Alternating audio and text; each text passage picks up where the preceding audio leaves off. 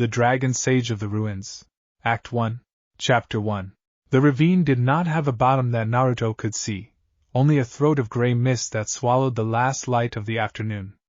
He hung in the air for a half-second after Jiraiya's hand left his collar, and in that half-second he understood, with a child's total clarity, that this was not a lesson. This was a verdict. If you can't even land on your feet, you've got no business calling yourself a ninja, Jiraiya had said, and then he had thrown him. Not pushed. Thrown, the way a man throws something he has already decided is broken. Naruto did not scream. He had screamed the first 4 times Jiraiya had done this over the past week, and screaming had never once slowed his fall. So instead he did what he always did when the world tried to make him small. He clenched his jaw, balled his hands into the seal his book told him to make, and pushed every scrap of chakra he owned out through his palms in one furious, ragged burst. It was not control. It was not technique. It was a drowning boy grabbing for anything that floated, and what answered him was not a toad. The air around his hands split open the way old paper splits, a long ragged seam of white light, and through that seam came a pull so violent it felt as though the ravine itself had reached up and closed a fist around his spine. The gray mist vanished. The wind vanished. For one impossible heartbeat, Naruto hung suspended inside a tunnel of characters he did not recognize, spiraling lines of Fuinjutsu script in a hand far older and far more confident than his own, written in ink the color of dried blood. Then the tunnel closed, and he hit ground. It was not the ravine floor. Ravine floors were stone, and stone did not breathe. What Naruto landed on rose and fell beneath him in a slow, vast rhythm, warm even through his jacket, scaled in plates the size of dinner trays that shifted color from iron gray to deep storm blue depending on how the light struck them. He lay there for a long moment simply trying to remember how lungs worked. Small thing, a voice said, from everywhere and from very close at once, a voice that moved through the ground and up through his bones before it ever reached his ears. You pulled on the old seal like a child pulls a bell rope, with no idea what waits on the other end. Most who do that arrive in pieces. Naruto sat up. What he had taken for a hill of stone was a foreleg, jointed like a hinge of mountains, ending in claws longer than he was tall. He followed the leg up, and up, and up, past the chest wide enough to roof a village, to a head crowned in horns that branched like dead trees, eyes the molten gold of a forge at midnight regarding him with an attention so total it felt like being weighed on a scale that measured souls. He should have been afraid. Some old, sensible part of him understood that he should have been afraid. Instead, what rose in his chest was the same stubborn, burning thing that rose every time someone looked at him like he was less than nothing. I didn't pull on any bell rope, Naruto said, and his voice cracked only a little. I was falling and I didn't want to die, so I did the only jutsu I know. The great head tilted, slow as a turning ship. The summoning technique is not a jutsu a human child is meant to know without a contract already signed in blood. Yet here you sit, on the back of Kaguro, eldest of the dragons of the drowned spiral, having torn the seal of Uzushiogakure open with nothing but desperation and the chakra of 2 monsters fighting for room inside one small body. Naruto went very still. You know about the fox? I know what I taste, Kaguro rumbled, and for the first time something that might have been amusement moved under the gold of his eyes. I taste a seal beast straining at old paper, and beneath it, fainter, older, a bloodline that the whirlpool itself once called kin. Tell me, small thing. What is your name? Uzumaki Naruto. The dragon was silent for long enough that the wind, somewhere far above them, had time to change direction twice. Then Kaguro lowered his head until one vast golden eye filled the whole of Naruto's vision, close enough that Naruto could see his own reflection split and doubled in its surface, small and ragged and very far from home. Uzumaki, the dragon said, and there was something almost reverent in the way the word rolled out of that enormous throat. Then it is no accident at all that the seal answered you. It is the only thing in 300 years that has made sense. Naruto looked around properly for the first time. They were not in the ravine, nor anywhere near it. The sky above was the wrong color, a deep violet shot through with threads of gold, like dust that never quite finished falling. Mountains ringed a valley so wide he could not see its far edge, and scattered across that valley, some resting, some moving with the slow patience of glaciers, were more dragons than he could count, their hides every color a forge might produce, ancient stone archways rising between them half swallowed by silver-leaf trees that grew nowhere in the elemental nations. Ruins. The thought arrived clean and certain. These archways had been built by people, once, people who had carved spiral patterns into the stone that Naruto recognized from the back of his own jacket, from the gates of his own village. Where am I? He asked, because it seemed the only sensible question left. You are in the hollow of first coils, Kaguro said. The sanctuary the Uzumaki built for us when the world above grew too small and too cruel for either of our kinds. We are the dragons of the drowned spiral, last keepers of a contract no living human has held in 3 centuries. And you, Uzumaki Naruto, fell through a door that should not have opened for anyone half so young. Naruto swallowed. I need to go back. I have an exam in a few weeks. Chunin exams. If I don't go back, I fail before I even start. You will go back, Kaguro said, and something in the way he said it made the valley itself seem to hold its breath. But not as you arrived. The door that pulled you here does not open twice for the same unfinished thing. If you wish to leave the hollow hole, small thing, you will leave it changed, or you will not leave it at all. Chapter 2.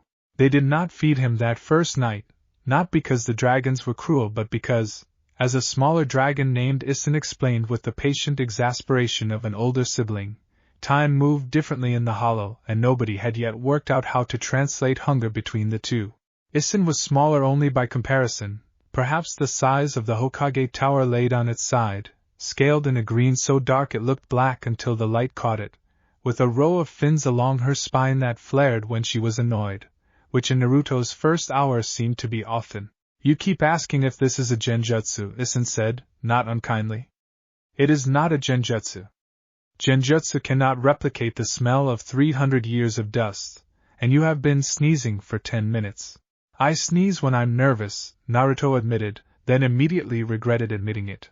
Then you must be very nervous indeed, falling through a dead seal into a valley of dragons and announcing, with your whole small chest, that you have an exam to attend. Isin's fins flared, which Naruto was starting to understand might actually be her version of laughing. Kaguro likes you. He has not spoken that many words to a human since before my mother's mother hatched. They walked him through the hollow as the violet sky deepened towards something like true night, past archways with collapsed roofs where moss grew thick and silver over carvings of men and women standing shoulder to shoulder with dragons twice their height, past a lake so still it looked carved from glass, its surface holding a perfect upside-down mirror of the mountains. This was a city, Naruto said, more to himself than to Isin. It was the last city, Isin said. When Uzushiogakure fell, the survivors who knew the old contract opened the door and brought what they could carry. Some stayed. Most went back, to scatter across the 5 nations and hide what blood they had left before someone came hunting it. The ones who stayed built this, and then, one by one, they died, as small things do, and we kept their city standing because it was the last thing left of a promise. Naruto thought of Uzushiogakure the way he had always thought of it, as a word his mother had once been from, a place that existed only in the faded corner of old maps. He had never once pictured it as a city full of people who had loved their dragons enough to build them a home that would outlast them. What happened to Uzushiogakure? Naruto asked, even though some part of him already suspected the answer would be a war, because it was always a war. 3 villages, jealous of a 4th that had grown too strong in Fuinjutsu and too rich in chakra, came together and burned it in a single night, Isin said, and there was no anger in her voice, only the flat weight of something repeated so many times it had worn smooth. The survivors scattered. Some of their blood, I am told, still runs in a village far to the east, hidden under another clan's name. You have it. I can taste it in the air around you, old and tangled and very, very angry that it has been forgotten. Naruto did not know what to say to that, so he said nothing, and they walked the rest of the way to where the dragons slept in silence broken only by the soft percussion of his own footsteps on stone laid down by people 300 years dead who shared his blood. He slept that night curled against Isin's flank, because she insisted the cold of the hollow at true dark would otherwise find his human bones unbearable, and he dreamed, for the first time in longer than he could remember, not of being laughed at, but of a city standing whole under a violet sky, its people walking arm in arm with dragons through streets paved in spiral stone.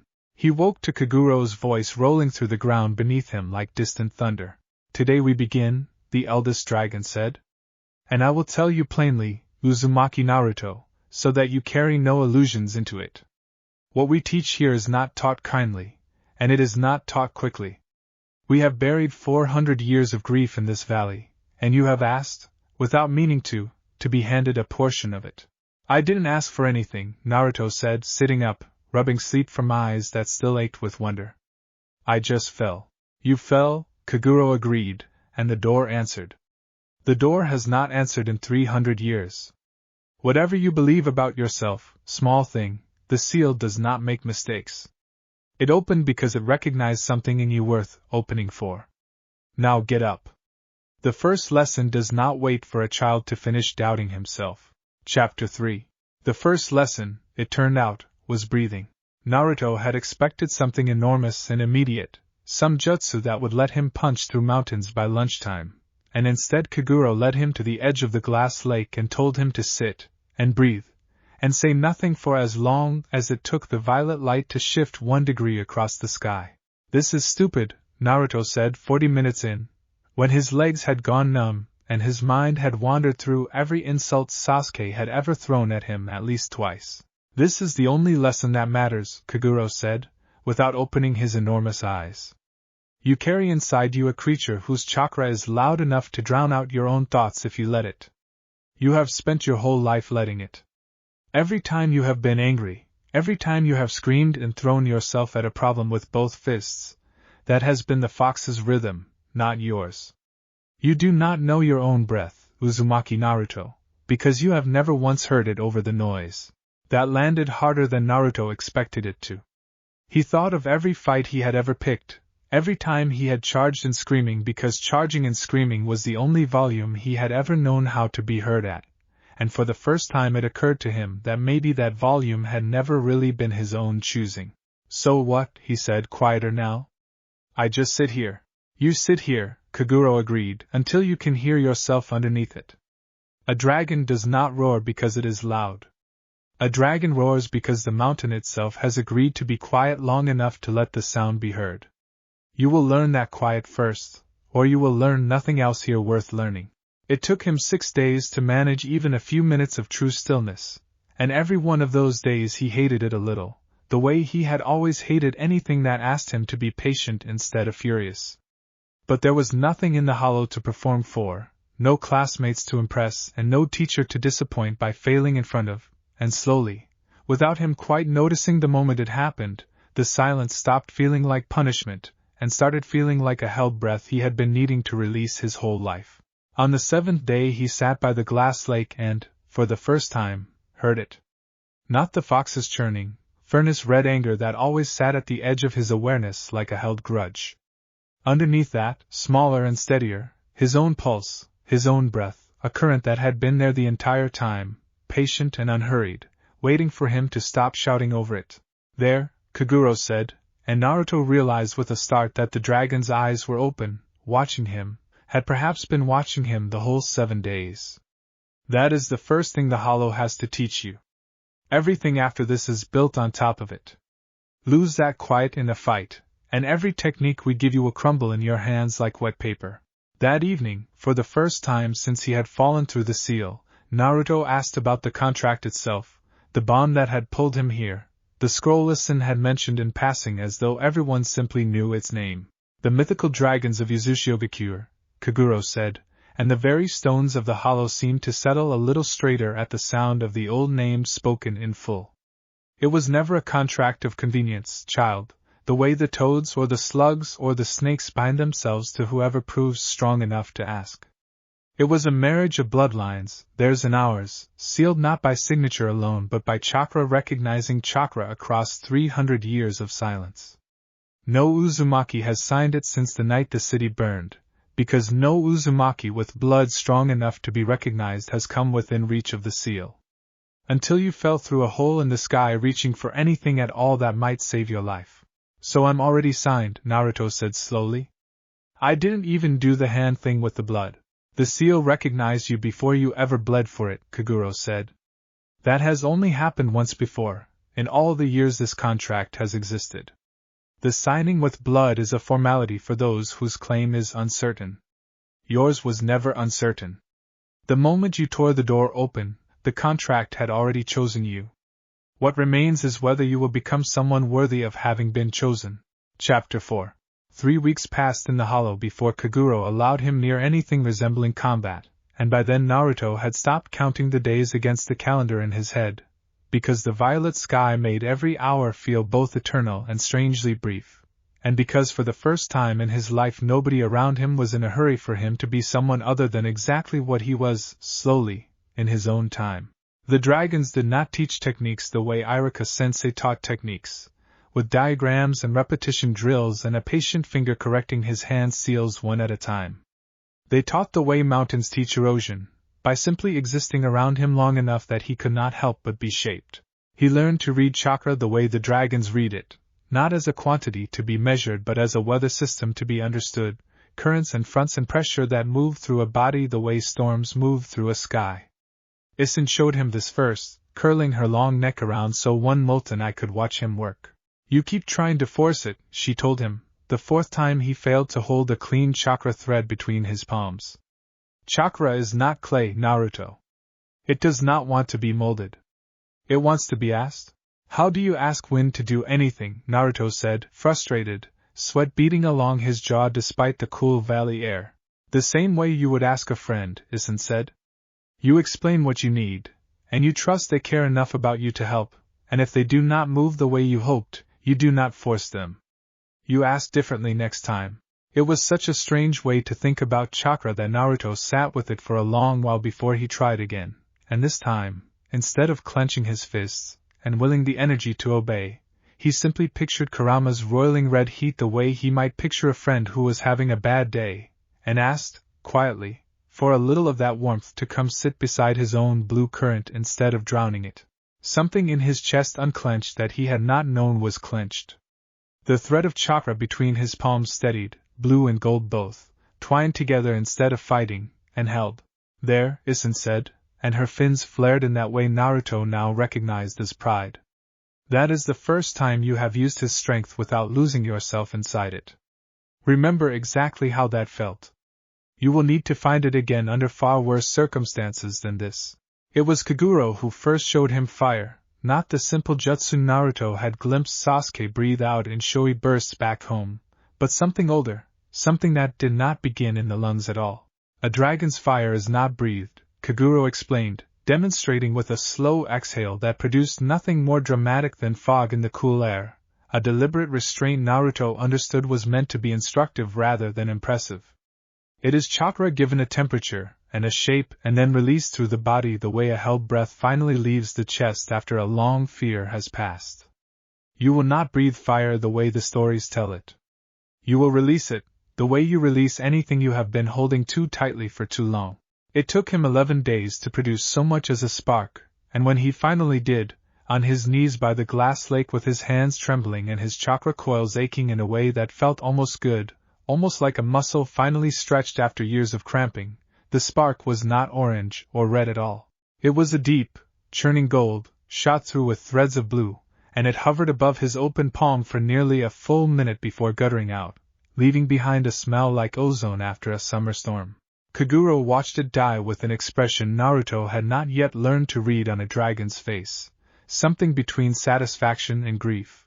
That color, the eldest dragon said quietly, has not been seen in this valley since the last Uzumaki who trained here, 300 years gone. You carry her echo in your chakra, child, whether you know her name or not. Her line did not end the night Uzushiogakure burned. It only went quiet. You are the sound of it waking up. Chapter 5. The weeks bent into months, though Naruto stopped trying to count them with any precision once Isin admitted, almost sheepishly, that even the dragons themselves were not entirely certain how the hollow's time matched the world above. What he knew for certain was that his body had changed in ways no training back home had ever managed in so short a span, not bulkier, not flashier, but settled, The loose nervous energy that had always made him bounce on his heels and talk too fast now gathered into something quieter and far more dangerous. He learned to fight the way the dragons fought, which was to say he learned, mostly, not to. Kaguro spent an entire month refusing to teach him a single offensive technique, insisting instead that Naruto spar, barehanded and chakra-bound, against Isen's vast and patient strength, losing every single time, until losing stopped feeling like failure and started feeling like information. You keep trying to win, Isen told him, after pinning him to the stone for what had to be the 100th time, her enormous claw resting feather-light against his chest. Winning is not the point of this exercise. Surviving long enough to understand your opponent is the point. You cannot outstrength the dragon, Naruto. You were never meant to. You are meant to outthink one. That's easy for you to say, Naruto wheezed from flat on his back. You're the size of a building. And one day, Isen said, with a fondness that had crept into her voice somewhere over the long weeks without either of them quite marking when, you will face an opponent the size of a building, and you will be glad you spent this season learning to think instead of swing. It was Kaguro who eventually showed him the dojutsu, though showed was perhaps the wrong word, since what the eldest dragon actually did was simply describe it, slowly, over the better part of an evening, while Naruto sat very still and tried not to let his hope show on his face. Your blood carries an eye that has not woken in this world in longer than even I have lived, Kaguro said. The Uzumaki called it the Ryugen, the dragon eye, though by the time the city fell, only a handful of bloodlines still carried the seed of it, and fewer still had ever managed to make it bloom. It does not respond to pain, the way some bloodlines do. It does not respond to grief, or to rage. It responds only to a chakra steady enough, and quiet enough, that it can finally be heard. Like the breathing, Naruto said. Like the breathing, Kaguro agreed. Which is why I taught you that first, and why I have refused, all this time, to so much as mention this eye to you until I was certain you would not chase it the way you have chased every other shortcut in your short and stubborn life. The Ryugen will not be chased. It will only be arrived at. It happened, in the end, not during a lesson at all, but on a quiet evening 3 days later when Naruto sat alone by the glass lake, thinking not of techniques or exams or the eye he had been told not to chase, but simply of his mother, a woman he had never met, whose name he had only recently learned belonged to a city of spiral towers now reduced to moss and silence around him. He thought of her walking these same ruined streets, perhaps sitting by this same lake, perhaps loving these same dragons the way he had come, without quite noticing, to love them, and something in his chest cracked open, not with grief exactly, but with a tenderness so total it frightened him. The world sharpened.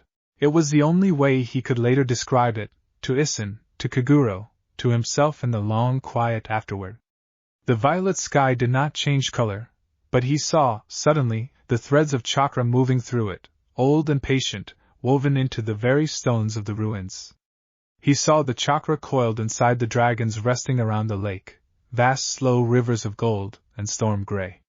He saw, reflected in the glass surface of the water, his own eyes staring back at him, no longer the simple blue he had worn his whole life, but a deep, molten amber, ringed through with a single spiraling band of crimson, slowly, slowly turning, like the last gear of some ancient clock finally permitted to move. Kaguro's voice, when it came, was very soft for so vast a creature. There she is, the eldest dragon said. Welcome home, little spiral. We have been waiting 300 years to see that I open again. Act 2, Chapter 6. The Ryugen did not stay open the first time, nor the second, nor the fifth.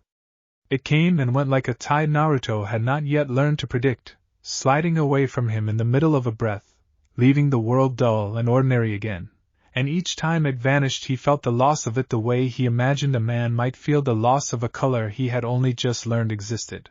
You are still chasing it, Kaguro told him, not unkindly, on the morning after the 9th time the eye had failed him mid-exercise. Even now, when you know better, you reach for it the moment it slips, and the reaching is exactly what frightens it away. The Ryugen is not a weapon you draw. It is a door you leave open, and a door cannot be open if your hand never stops rattling the handle. Then how am I supposed to use it in a fight? Naruto said, frustration sharpening his voice more than he meant it to. I can't exactly sit by a lake thinking about my mom every time someone tries to kill me. Something shifted behind Kaguro's molten eyes, a flicker that might, on a smaller and more expressive face, have been a smile. No, the eldest dragon agreed. Which is why the lake was only ever the first door. Issen will show you the second. Issen's second door turned out to be considerably less gentle than the first. She began arriving at his lessons without warning, mid-meal, mid-sleep, once even mid-bath in the shallows of the glass lake, descending out of the violet sky with a roar that shook moss loose from the old archways and a single vast claw swiping toward him with just enough speed to be genuinely frightening and just enough control to never actually land. This is not about the eye, she told him, the third time he scrambled backward into the lake with his heart hammering and the Ryugen stubbornly, infuriatingly closed. This is about what happens to your breath when you are afraid. You found the eye sitting still and safe and thinking of someone you love. Now you must find it while every part of you wants to scream and run. That is the only version of this gift that will keep you alive where you are going. It took 11 more attempts, 11 more roaring descents that left him soaked and shaking and more than once, genuinely furious at her for the fear she kept manufacturing in him, before he understood what she was actually asking. Not for him to stop being afraid. For him to keep breathing anyway, to let the fear move through him the way wind moves through a canyon without ever once being mistaken for the canyon itself.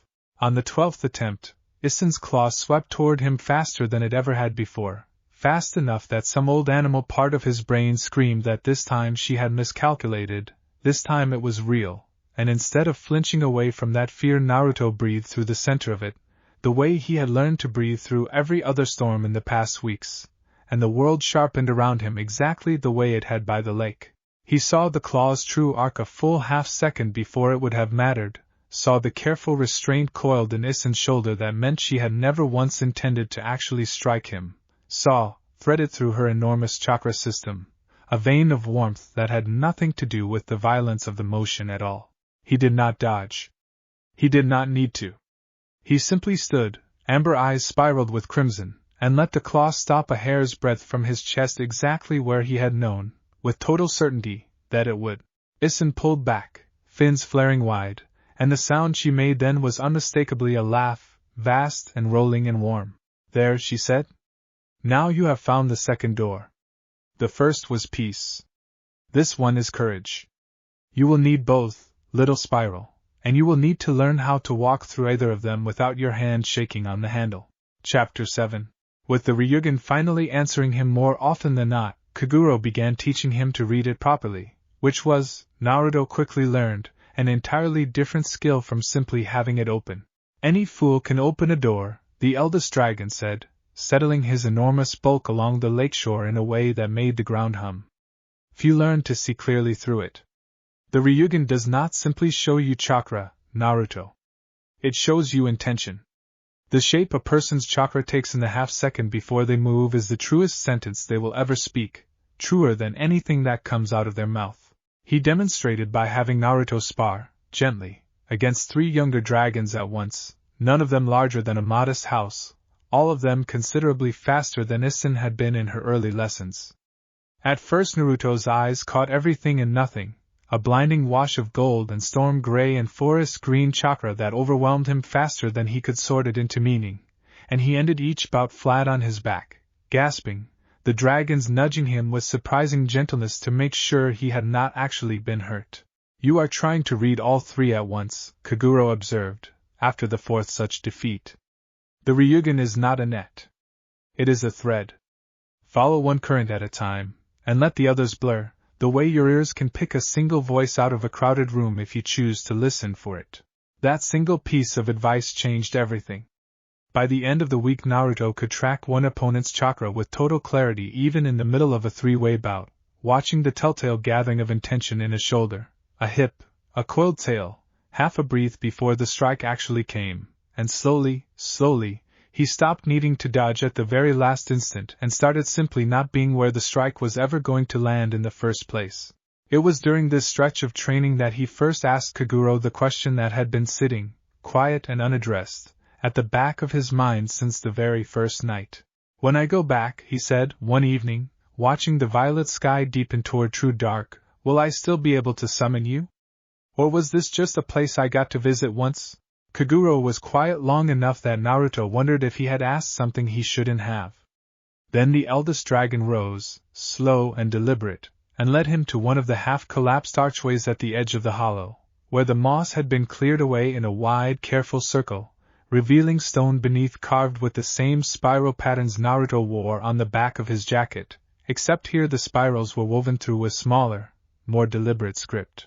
This is the true contract, Kaguro said. The seal that pulled you here was only the door. This is the signature. Sign it, and the bond between your blood and ours becomes more than an accident of falling. It becomes a choice, on both sides, and choices are the only things in this world that the seal has ever respected. Naruto looked at the stone for a long moment. What happens if I don't sign it? Then you return to your world as a boy who once had a strange and vivid dream, Kaguro said simply. The door does not open twice for the same unfinished thing, remember. Whatever you do not finish here, you will not finish at all. There was no real question in Naruto's mind, and he suspected, looking at the steady patience in Kaguro's ancient golden eyes, that the eldest dragon had known that from the very beginning. He bit his thumb, the way he had once seen Jiraiya do for a contract that had never once been offered to him, and pressed his palm flat against the cold stone. The spirals lit, gold and crimson both, climbing up his arm in lines of warm light that did not hurt so much as settle, like a held breath finally allowed to leave the chest, exactly the way Kaguro had once described releasing fire. When the light faded, faint markings remained on his forearm, spiral lines too fine to be mistaken for a tattoo, too deliberate to be mistaken for a scar. It is done, Kaguro said, and for the first time since Naruto had met him, something in the old dragon's vast and ancient voice sounded almost young. Welcome, in full, to the line of Uzushiogakures last keepers. You may call on any dragon of the drowned spiral who consents to answer, for as long as you live, and we will come. Chapter 8. Signing the contract did not end his training. If anything, it deepened it, as though the dragons had been waiting for that final commitment before they trusted him with the parts of their teaching that mattered most.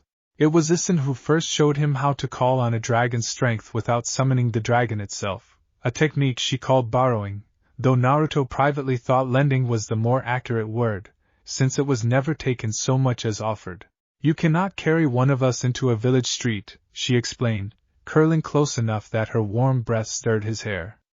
We are too large, and the world above is too small for us now, full of rooftops and crowded streets that were never built with dragons in mind. But our chakra can travel where our bodies cannot, if you ask properly, and if the one you ask trusts you enough to answer.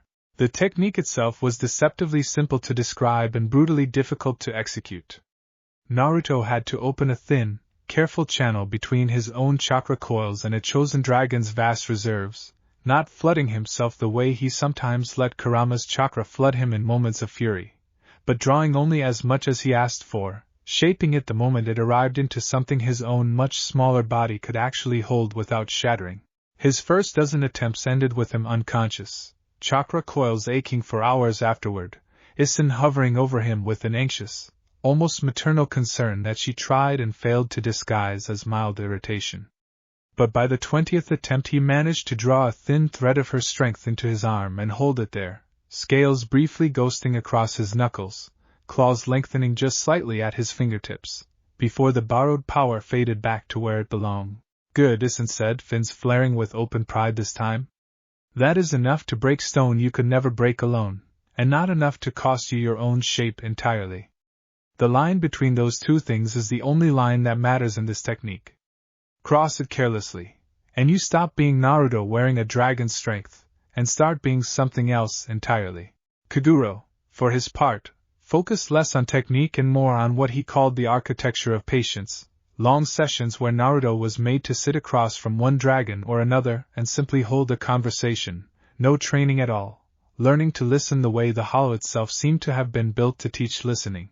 It was during one such conversation, with an old gray dragon named Sarengo who had said perhaps a dozen words total in the weeks Naruto had known him, that Naruto finally asked the question that had been growing heavier in his chest since the day he had signed the contract. When I go back, he said, I'm supposed to fight in the Chunin exams? People I know. Maybe people I'd call friends. Is that what all of this was for? So I could win a fight against Sasuke or Kiba or someone like that? Sarengo was quiet for a long moment, his ancient eyes half lidded in the deepening evening light. You already know the answer to that, the old dragon finally said, his voice slow and gravel-deep. You would not have asked the question with such weight in your chest if you did not. I guess, Naruto admitted. It just feels wrong. Using all of this just to beat someone in front of a crowd. Then do not use it for that, Sarengo said, simply, as though the solution were the most obvious thing in the world. The exam is theirs to define, child, not yours. You are not required to accept their terms simply because you are required to attend. That single sentence followed Naruto for the rest of the evening, turning over and over in his mind long after Sarengo had gone quiet again, and for the first time since he had arrived in the hollow, he began to understand, dimly, what shape he wanted to carry back into the world above. Not a stronger version of the boy who had screamed and thrown himself at every problem with both fists. Something else. Something steadier. Chapter 9. The final stretch of his time in the hollow was given over almost entirely to fire, and to a discipline Kaguro called the sage's stillness, which Naruto came to understand, slowly and with no small amount of frustration, was not a technique at all, but a way of carrying himself through any technique he chose to use. You have learned to breathe, Kaguro said on the morning he first introduced it. You have learned to see clearly, and to borrow what is not your own without losing yourself. Now you must learn the hardest lesson of all, which is to do all of this while the world around you is screaming for you to forget it entirely. What followed was the most exhausting month of Naruto's life, and he had lived through Jiraiya's training, which until recently he would have called the hardest thing he had ever endured. The dragons attacked him in earnest now, not the careful, controlled lessons of his earliest weeks but genuine, escalating assaults, fire and claw and the crushing weight of chakra pressure designed to break his concentration at its very foundation, and through all of it Kaguro's voice followed him, relentless and calm. Breathe. See clearly. Do not reach for the fox's anger simply because it is loud and close and easy. Find your own current first. Let his strength sit beside it, not over it. There were days Naruto wanted to scream that it was impossible, that no one, dragon or human, could stay calm with three separate beasts the size of houses bearing down on him at once, fire scorching the air close enough to singe his eyebrows, claws whistling past close enough to part his hair. But he had learned by now that the impossible thing the dragons asked of him was rarely actually impossible. It was simply unfamiliar, and unfamiliar things felt impossible right up until the moment they didn't. On the day it finally clicked, properly clicked, the way the Ryugen had clicked weeks before, Naruto was facing down all three of the younger dragons at once, exhausted, scorched at the edges of his jacket, his own chakra running thinner than it had in days. He felt the old, familiar pull of panic rising in his chest, the urge to simply unleash everything he had, fox and all, and burn his way out of the moment by sheer overwhelming force. Instead he breathed.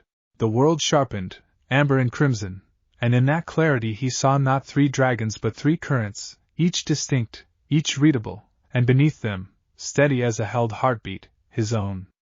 He drew a thin thread from each of the three at once, the way Isen had taught him to draw from one, shaping the borrowed strength not into raw power but into something quieter, a pulse of golden fire that rolled outward from his open palm in a wide, controlled arc, never touching the dragons themselves, simply marking the boundary of a space they could not cross without choosing to.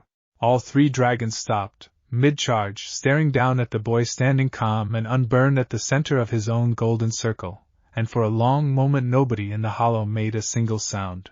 Then Kaguro's laugh rolled across the valley like distant thunder, warm and enormous and entirely unguarded. There he is, the eldest dragon said, to no one in particular, to everyone at once. There is the sage we have been building, one stubborn lesson at a time. That night, for the first time, Kaguro told him plainly that his training in the hollow was nearing its end, that the seal which had pulled him here was, even now, beginning to stir with the particular restlessness that meant a door was preparing to open again, somewhere on the other side, in a world that had no idea how long it had actually been waiting. How long has it been, Naruto asked quietly, for them? Back home? Time in the hollow does not march in step with the world above, Kaguro said. I cannot tell you the precise hour you will return to. I can tell you only that it will be soon enough for your exam, and late enough that you will not recognize the boy who first fell through that door, should you ever happen to meet him again. Chapter 10. His last days in the hollow were spent not in training but in walking, slow unhurried circuits of the ruined city with whichever dragon happened to be free, drinking in details he suspected he would want to remember for the rest of his life. Isen showed him the remains of what had once been a great hall, its roof long since collapsed, its walls still bearing the faded outline of a mural depicting Uzumaki and dragons standing together beneath a spiral banner. This was where the old contracts were celebrated, she told him, nosing gently at a fallen pillar half swallowed by silver moss. Whole festivals once, when a new bond was formed between our kinds. Music. Food enough to feed 100 dragons and 1,000 humans both. I was very small when I last saw one. I do not think I will see another, unless you bring it back yourself someday. Maybe I will, Naruto said, and meant it more than he expected to. Kaguro, for his part, spent their last long evening together not teaching at all, but simply talking, about the city as it had been, about the Uzumaki who had built the hollow, about the particular ache of having outlived nearly everyone who had ever called this place home. I will not pretend to you that the world above is kind, the eldest dragon said, as the violet sky deepened toward the deepest dark Naruto had ever seen it reach. It was not kind to the people who built this sanctuary. It was not kind to your mother's line, nor, I suspect, has it been especially kind to you. You will go back to a village that has spent your whole life treating you as something to be tolerated rather than valued, and you will go back changed in ways that village did not ask for and may not know what to do with. That doesn't scare me, Naruto said, and was a little surprised to find he meant that too. It should, a little, Kaguro said, not unkindly. But I do not say it to frighten you. I say it so that you understand clearly what you are walking back into, and so that you understand just as clearly that you do not have to walk into it the same way you walked out of it. You came to us a boy who shouted to be heard because shouting was the only volume the world had ever taught him. You leave us something else. Carry that difference carefully. The world will try, in 1,000 small ways, to talk you out of it. And if it does, Naruto asked, if I start slipping back into who I was before? Kaguro's great head lowered until one molten eye filled Naruto's vision, steady and ancient, and, for the first time, unmistakably fond. Then you will breathe, the eldest dragon said. You will find your own current beneath the noise, the way you learned to hear. And if you ever find you cannot find it alone, you will call, and we will come, however far the distance, however long it has been. That is what the contract means, Uzumaki Naruto. Not power lent for a single fight.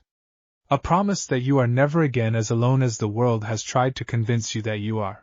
The door opened 3 days later, on a morning when the violet sky had, for the first time since Naruto's arrival, begun to pale towards something almost like an ordinary dawn.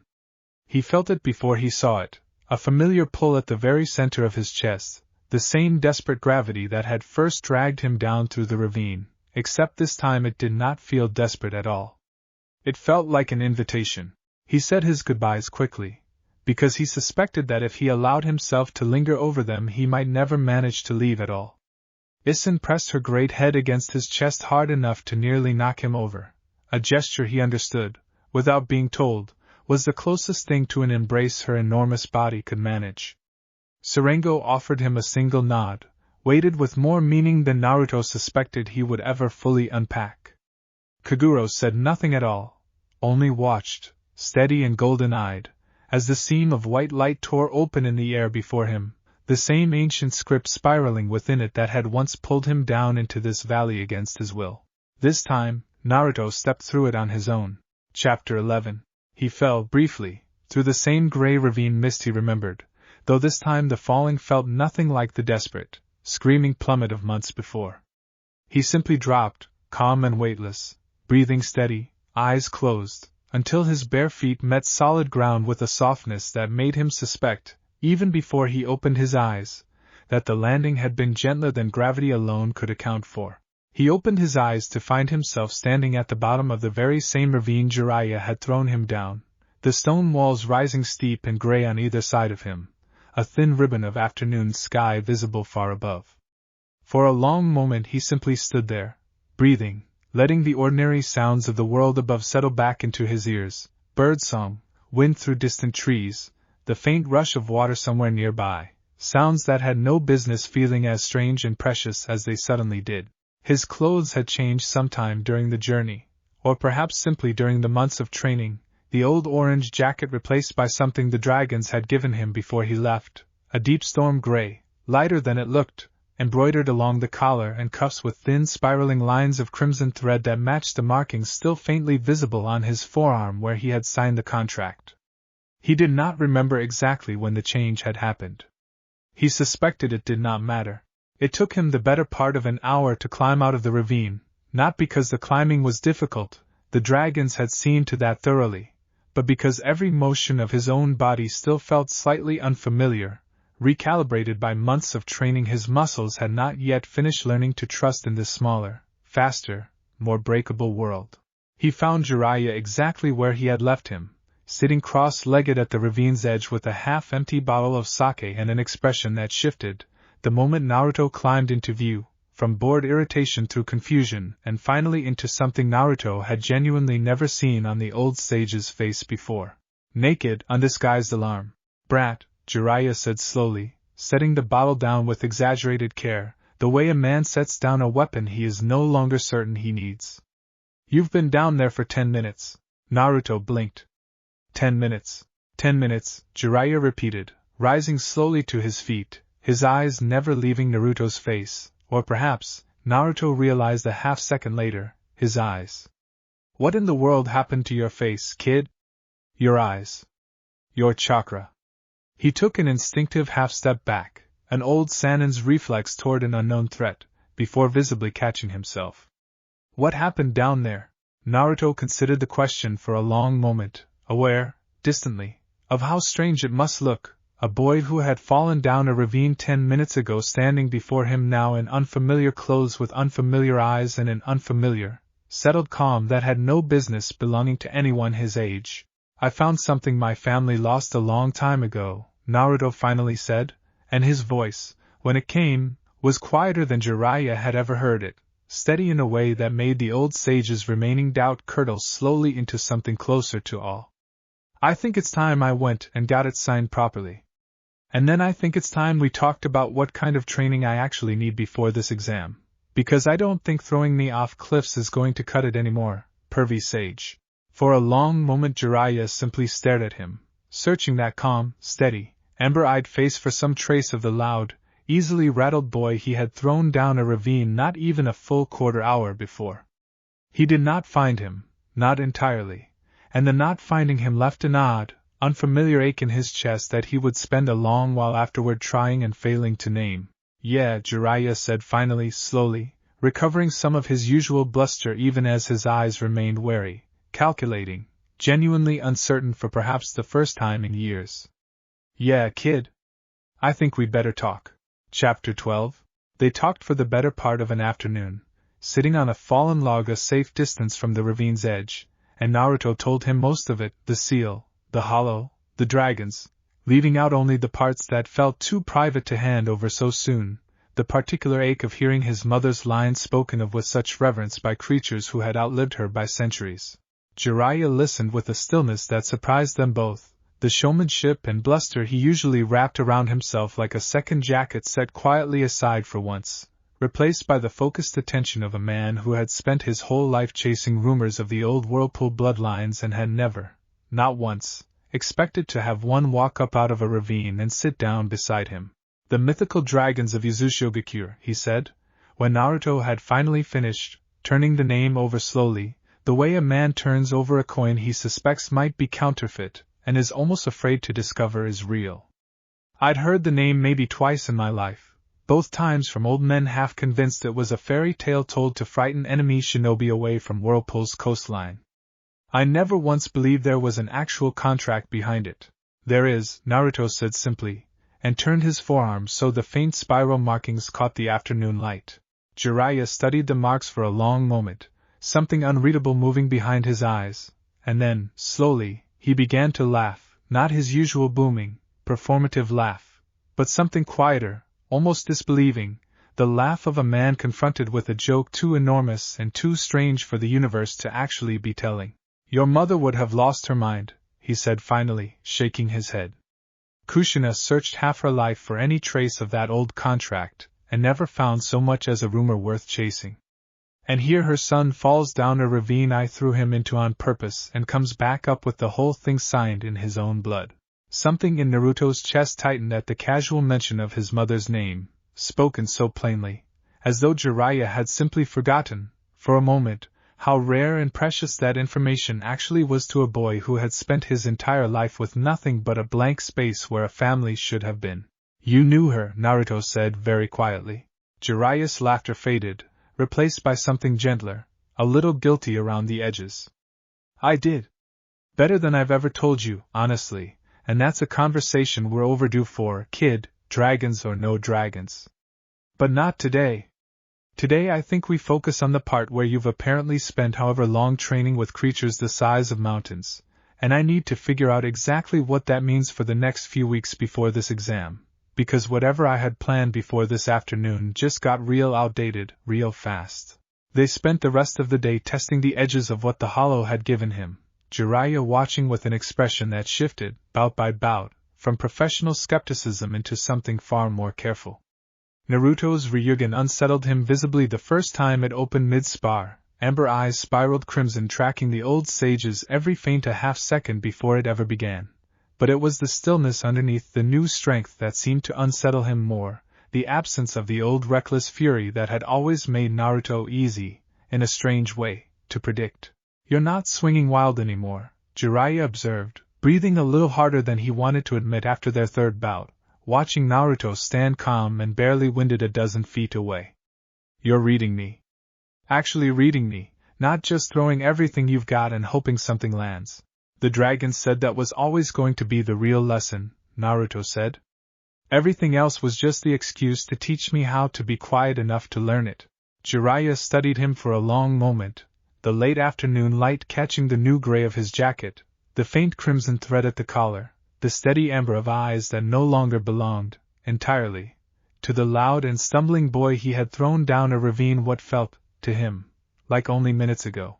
All right, the old sage said finally, and there was a new note of genuine respect threaded through his voice that had not been there that morning.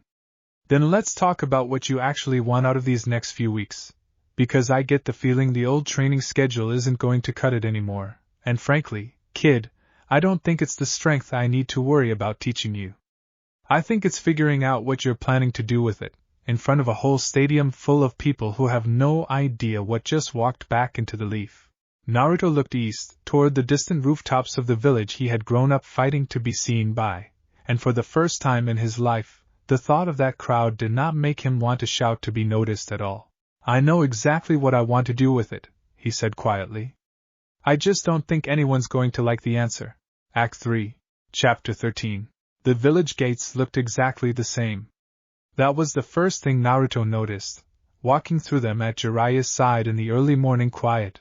The same weathered timber, the same spiral crests worn smooth by decades of wind, the same two Chunin on duty who glanced up at the returning travelers with the mild, professional disinterest of men who had waved 1,000 people through these gates and expected to wave 1,000 more.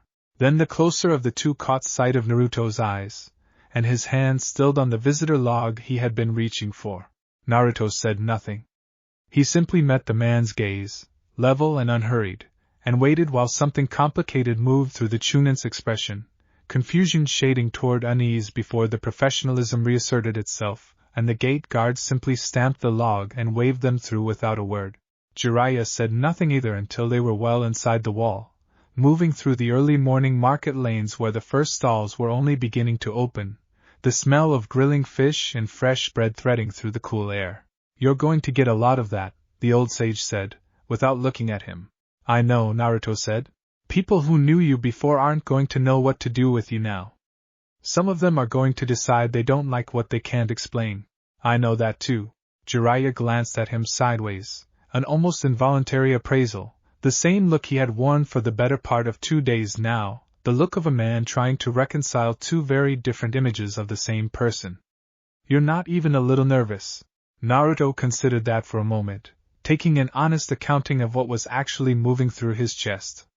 There was something there, a quiet alertness, an awareness that the weeks ahead would ask things of him that the Hollow had never prepared him for, not because the Hollow's lessons were insufficient but because the particular difficulty of walking through a world that had a fixed idea of who you were supposed to be was not something any amount of dragon training could simply dissolve.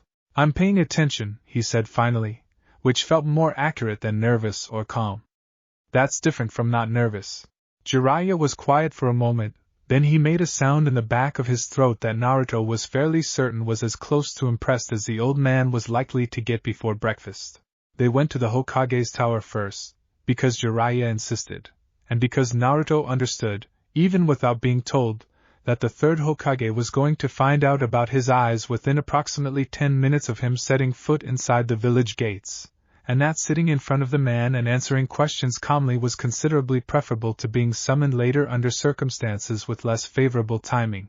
The old Hokage was already at his desk when they arrived, which meant either that he kept extremely early hours or that the gate Chunin had sent a runner the moment their backs were turned, and looking at the careful, unreadable attention in the man's weathered eyes as Naruto walked through the door, Naruto suspected it was probably both.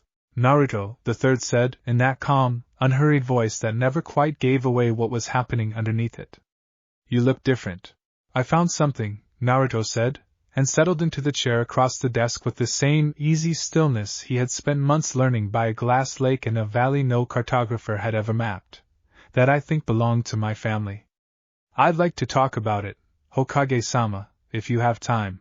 Something moved across the old man's face that Naruto did not have enough experience reading high-level shinobi to fully identify.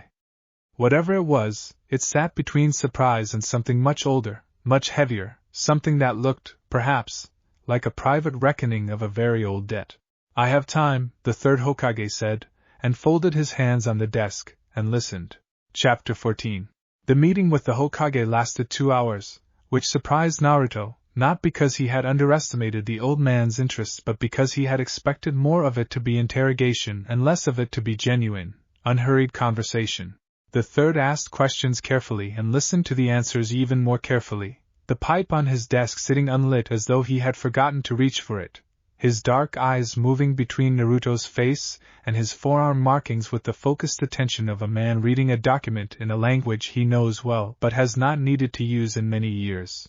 "The drowned Spyro contract," he said, when Naruto had finished describing the Hollow for the second time, this time with the depth of detail the old man's questions seemed to genuinely want. "I had believed it lost.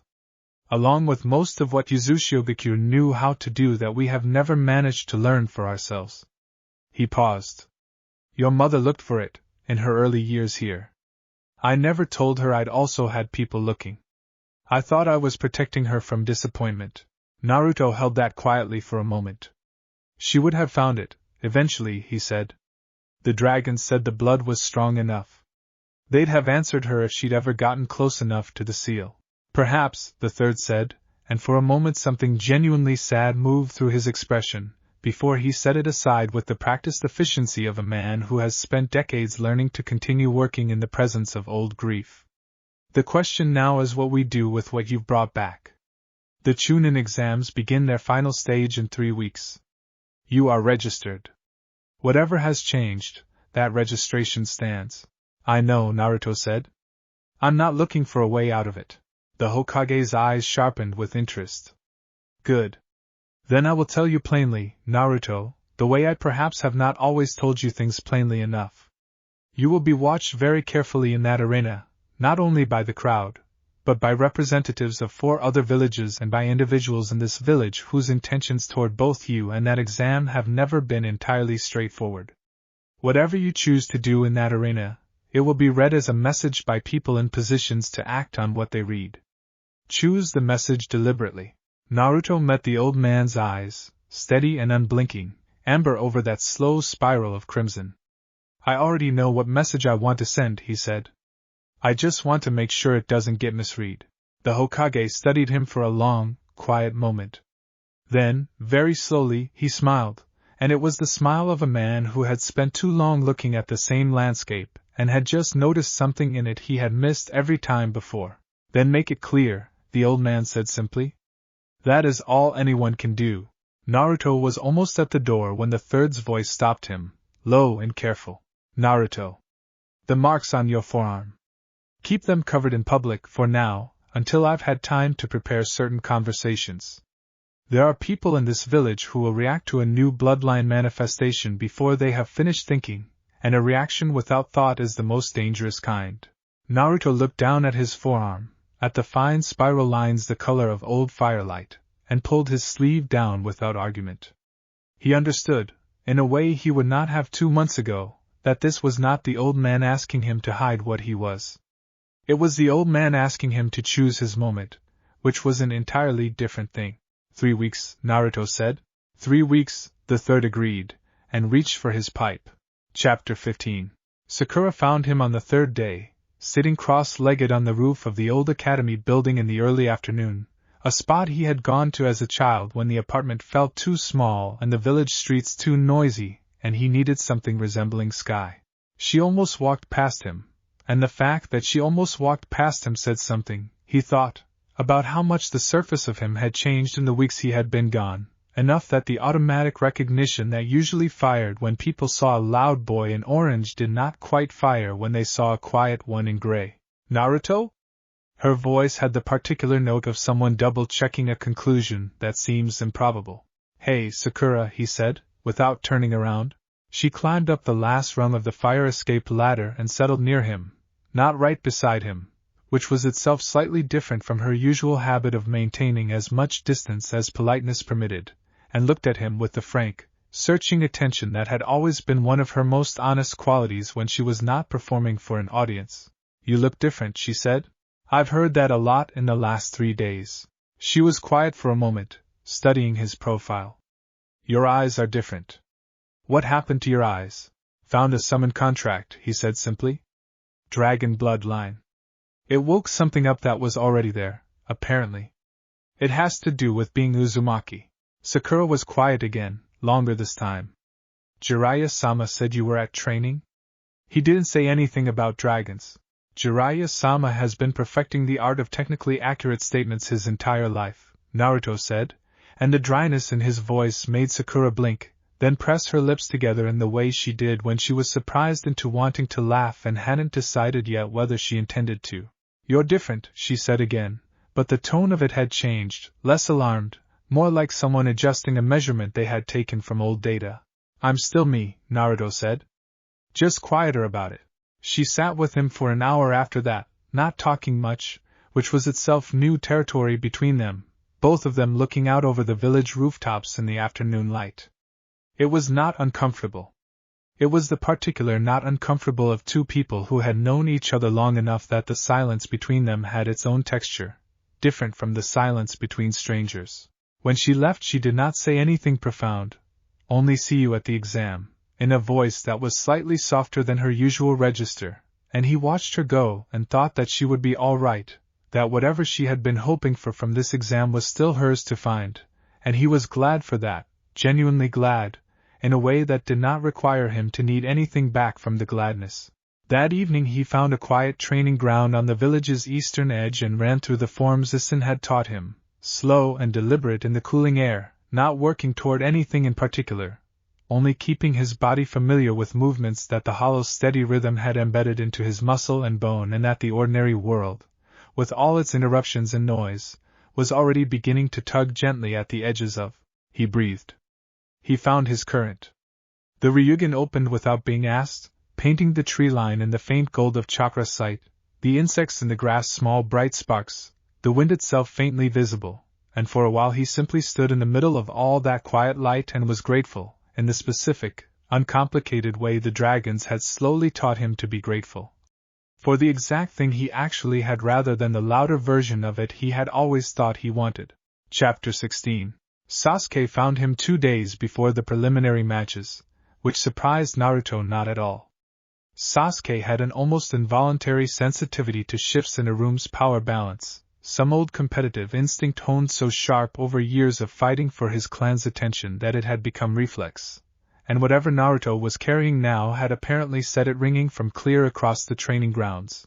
He appeared at the edge of the clearing where Naruto was practicing, arms crossed, dark eyes narrowed in that way that had always been his version of deep attention, and for a long moment neither of them said anything. This was unusual. Sasuke usually opened with something sharp enough to make conversation feel like sparring before the sparring had even started. "You were gone for 3 weeks, Sasuke said finally. It came out flatter than usual, stripped of its customary edge, as though the observation was more genuinely curious than competitive, and he hadn't quite managed to dress it up in time. "About that," Naruto agreed. "Jiraiya said training?" "Jiraiya says a lot of things." Sasuke uncrossed his arms and walked into the clearing proper, Sharingan cycling on with the automatic reflex of a man who has learned to use it as a first language rather than a second. He stopped about 10 feet from Naruto and simply looked at him with those red eyes, reading whatever it was the Sharingan had to say about the chakra coils of someone who had spent months breathing in synchrony with dragons.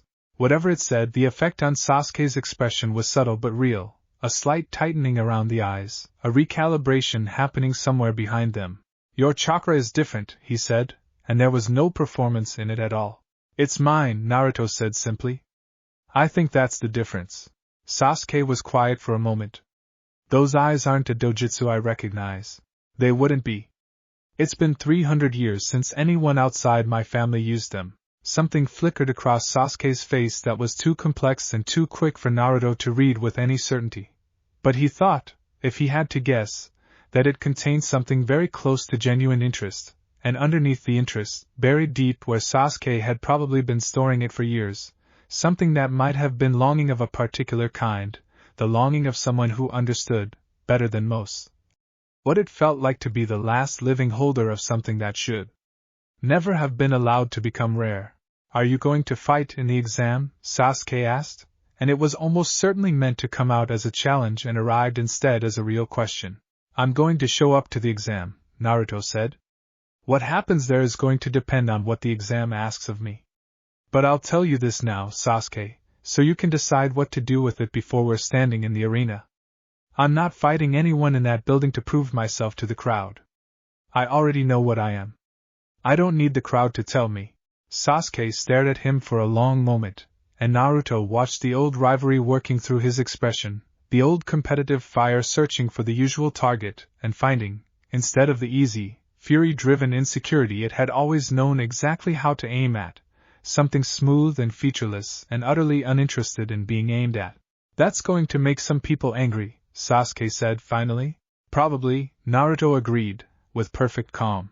Sasuke held his gaze for another 3 seconds, then looked away first, something Naruto was fairly certain had never happened between them before, and for a moment, in the silence, the old adversarial shape of them felt like a coat that neither of them was quite sure they still wanted to be wearing. "Don't lose before I get a chance to figure out what you've become," Sasuke said, and left, which was, Naruto suspected, the closest to honest Sasuke had been with him in years. Chapter 17. The preliminary matches were held in the tower at the center of the Forest of Death, and they began in the early afternoon of a day that was slightly too warm and slightly too bright to feel as momentous as it was. The room was not large enough to hide in. That was the first thing Naruto registered when the surviving genin filed in and the proctor began explaining the bracket. 40 people reduced to 23 by the forest, and now to be reduced further by a process that was elegant in its brutality, a random draw, a starting signal, and the understanding that the person standing across the floor from you was also trying to become something the exam could call a Chunin. He stood near the back of the group, which he had not done intentionally but which happened anyway, the way quiet tends to gravitate toward edges. Around him, he could feel the room's chakra the way Kaguro had taught him to feel weather, pressure fronts of nervousness and ambition and controlled fear moving between the assembled genin in patterns that were almost readable. Kiba, vibrating with impatience near the left wall. Shikamaru, projecting a studied boredom that his chakra absolutely did not corroborate. Niji, standing very still and perfectly composed, whose chakra was the most interesting thing in the room precisely because it moved with the compressed, coiled certainty of someone who had already decided the outcome. And from across the room, Gaara, whose chakra did not move like weather at all, but like geology, old and pressured and deep in a way that made the air around him feel heavier than air had any right to be. Naruto had heard about Gaara in the forest. He had heard from Lee, before the preliminary bracket was posted, about what had happened in the trees. He had listened to that account in complete silence, and what he had felt listening to it was not the hot competitive anger he would have felt before the hollow, that immediate urge to locate the strongest thing in the room and define himself against it. What he felt instead was something more careful, more attentive. Recognition of a pattern he understood at a cellular level. A person who had spent their whole life being told, by the simple fact of how the world treated them, that they were not safe to exist near, who had responded to that information by building themselves into the most credible confirmation of that fear that they could manage, because at least fear was a thing people acknowledged, at least fear was a kind of being seen. He did not broadcast this thought. He held it quietly, the way the hollow had taught him to hold things that mattered. The first match was Sasuke versus an Oto genin whose name Naruto had not caught, and it was over quickly, which surprised no one. Sasuke fought with the sharp, burning precision of someone who had spent every available hour of the past weeks preparing for exactly this, which was simply who Sasuke was, and Naruto watched him work and felt, without any bitterness at all, a clean, uncomplicated appreciation for the quality of it. His own match came forth, against a Rain Village genin named Kyoshi, who was fast and technically precise and whose chakra told the Ryugen, in the half-second before the starting signal even finished sounding, that he was planning a lightning-natured opening strike to his left side designed to force a predictable dodge toward the wall. Naruto did not dodge toward the wall. He simply stepped forward, unhurried, into the space Kyoshi had not planned for him to occupy, and caught the boy's striking arm at the wrist with a grip shaped by months of learning to apply borrowed dragon strength with the smallest possible gesture, enough to stop, not enough to harm, and held it there, meeting Kyoshi's wide, startled eyes with a gaze that was entirely calm and almost gentle. "I think that's enough," Naruto said quietly to Kyoshi, to the proctor, to the watching room. The proctor called it. 17 seconds. No strikes landed in either direction. The room was very quiet for a moment. Then it was considerably less quiet, the noise of 40 shinobi and their watching sensei trying to reconcile what they had just seen with what they had expected to see, and Naruto walked back to the edge of the floor and stood in the particular quality of stillness the hollow had given him, listening to the noise without needing to respond to it. From across the room, Gaara's sand-pale eyes had not moved from him since the moment the match ended. Naruto met that gaze briefly, and held it, and then looked away first, not because he was conceding anything but because looking away first was the honest signal that he was not interested in whatever that stare was meant to initiate. He heard, beside him, Shikamaru say, very quietly, what troublesome new variable, in a tone of genuine assessment rather than complaint, and somewhere further along the wall, Kiba saying something loud and bewildered to Akamaru that Naruto chose not to parse. He breathed, and found his current, and waited for the bracket to proceed. Chapter 18. Kakashi found him after the preliminary matches, which did not surprise Naruto at all. Of the adults in his life, Kakashi had always been the one most likely to wait for a quiet moment rather than pursue a loud one, and whatever had just happened in that preliminary arena was exactly the kind of thing Kakashi would want to examine without an audience. They sat on the steps outside the tower in the late afternoon, the forest quiet around them and the particular post-tension quiet of a place where people had been very alert and then stopped needing to be. Kakashi had his book out but it was closed, which meant he was not actually using it as a deflection, only holding it, the way some people hold a familiar object when they are thinking carefully. "I'd been doing this a long time," Kakashi said, in that mild, unhurried voice that always made Naruto slightly suspicious, because mildness in Kakashi was usually a deliberate choice rather than a natural state. "And I've watched a lot of people change during training periods. Usually the change is incremental. Measurable. You can point at specific techniques and say, this is what's different." "I know what you're going to say," Naruto said. "What am I going to say?" "You're going to say you can't point at what's different about me, and that's what's bothering you. You're not worried about the eyes or the contract, not really. You're worried about the thing underneath it that you can see is there but can't find the edges of. A long pause. Jiraiya told me you were more perceptive now. Jiraiya undersells things when he doesn't want to commit to being surprised by them. Another pause, different in quality, and then Kakashi made a sound that might, on a less composed face, have been a laugh. He does, actually. He set the closed book on the step beside him. I want to ask you something directly, Naruto, and I'd like a direct answer. Okay. The match today? You ended it in 17 seconds without landing a single strike. That was a choice, not a limitation. I want to know why you made it. Naruto thought about the various ways to answer that, and chose the shortest one, because it was also the most accurate. Because I didn't need to hit him to win. And I didn't want to hurt someone I have no reason to hurt just because the bracket put us in the same room. Kakashi looked at him for a long moment. The exam is a martial demonstration. The expectation is that participants demonstrate martial ability. I did demonstrate martial ability, Naruto said easily. I read his opening strike before it landed, closed the distance before he could adjust, and ended the match without giving him the opportunity to escalate. That's not refusing to fight. That's fighting better than he was equipped to handle. Another quiet. The forest settled around them, birdsong returning now that the chakra pressure of 23 simultaneously alert genin had dispersed into the late afternoon air. What are you going to do in the final matches? Kakashi asked, and the question was genuine, stripped of its usual layering. Naruto was quiet for a moment. He thought of Serengo, old and gray and economical with words, telling him that the exam was theirs to define and not his, that he was not required to accept their terms simply because he was required to attend. He thought of Kaguro telling him to carry the difference carefully, because the world would try in 1,000 small ways to talk him out of it. I'm going to be exactly what I am, Naruto said.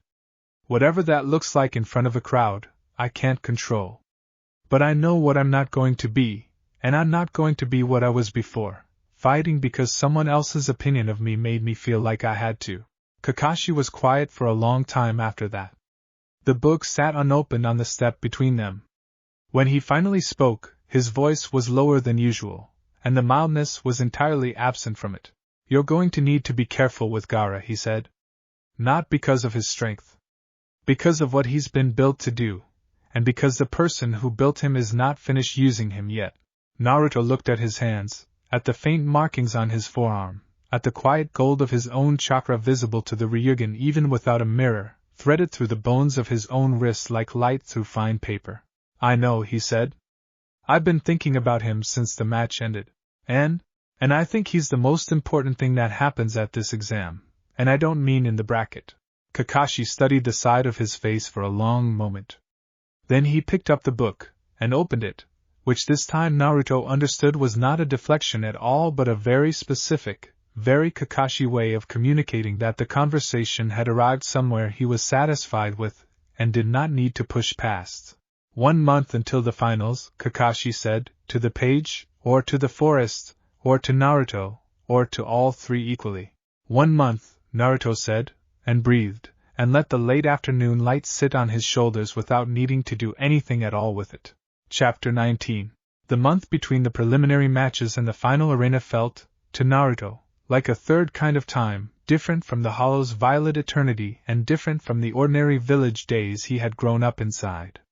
It had an edge to it that neither of the other kinds of time had possessed, a pressure that was not unpleasant but that required something of him simply by existing, the way a current in a river requires a swimmer to pay a certain quality of attention even during the easy stretches. He spent the mornings in light training, not building new techniques but refining the fluency between his own chakra and the borrowed thread of the dragons, learning to call that strength so quickly and release it so cleanly that the transition left no seam visible to an observer. He spent the afternoons walking the village in a kind of attentive quiet that was new to him, listening to the way the chakra of hundreds of people moved through the streets, not intruding on any of it, only learning the texture of a living place the way the Hollow had taught him to learn the texture of the valley. In the evenings he sometimes stopped at Ichiraku Ramen, because some things did not need to change and did not want to, and Tucci served him without comment on his new eyes or his new quiet, only with the same professional warmth he had always offered, which was itself a form of steadiness Naruto had only recently learned to recognize as rare. On the 5th evening, Lee came and sat across from him, the bandages still fresh on his arms, moving with a careful deliberateness that spoke of pain managed rather than absent. "I heard about your preliminary match," Lee said, without preamble, in the way Lee always dispensed with preamble when something was genuinely on his mind. 17 seconds. No direct strikes. "That's right," Naruto said. Lee folded his hands on the counter and looked at him with those enormous, earnest eyes that had always seen things straighter than people gave them credit for. "You are stronger now than you were before the training period." "I do not know how much stronger. But I think even if you were not stronger, you would have ended that match the same way." "Am I right?" Naruto thought about it honestly. "Probably." "Then it was a principle," Lee said, with the quiet satisfaction of someone completing a proof. "Not a tactic." "Both," Naruto said. "They don't have to be different things." Lee was quiet for a moment, turning that over. Then he straightened, and looked at his bandaged hands, and back at Naruto, and there was something in his expression that was very close to recognition, the look of someone encountering an argument he has been making to himself for years in someone else's mouth for the first time. "I have been told my whole life that the only thing a ninja without natural talent can offer is greater effort," Lee said slowly. "That the purpose of the effort is to demonstrate worth in competition, against the people who were born with what I was not. I have believed this. I have trained harder than anyone I know on the premise that effort turns into proof." "And now?" Naruto asked. Lee looked at his hands again, longer this time. "And now I think perhaps effort is its own reason, and I have been pointing it in a direction it does not need to go to have value." He looked up. "I do not know yet what to do with that thought. But I wanted to say it to someone who might understand it." "I understand it," Naruto said, and meant it completely. They ate in companionable silence after that, the evening settling around them, the village's ordinary noise moving through the street outside the curtain like something both of them had learned, in their separate and different ways, to hear clearly without being deafened by it. On the 12th day of the month, Naruto sat alone in the old training ground and asked, for the first time since leaving the hollow, for a dragon to answer him. He did not know if it would work here, in the world above, with its wrong sky and its cramped rooftops and its absence of violet light. He held the contract the way Kaguro had taught him to hold it, not clutching, only open-handed, a question rather than a demand. The answer, when it came, was not Kaguro's enormous presence or Isen's warm and wing-beat heavy arrival. It was smaller, fitting into the training ground without rearranging it, a young dragon he had met only briefly in the hollow, perhaps 50 feet from nose to tail, scaled in deep amber, who settled among the trees with the precise, careful economy of someone who had practiced arriving in small spaces. Her name was Hijrin, and she curled at the clearing's edge and regarded him with patient gold eyes.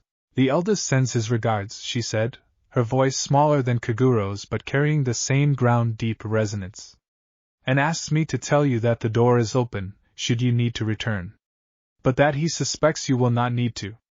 "Not yet."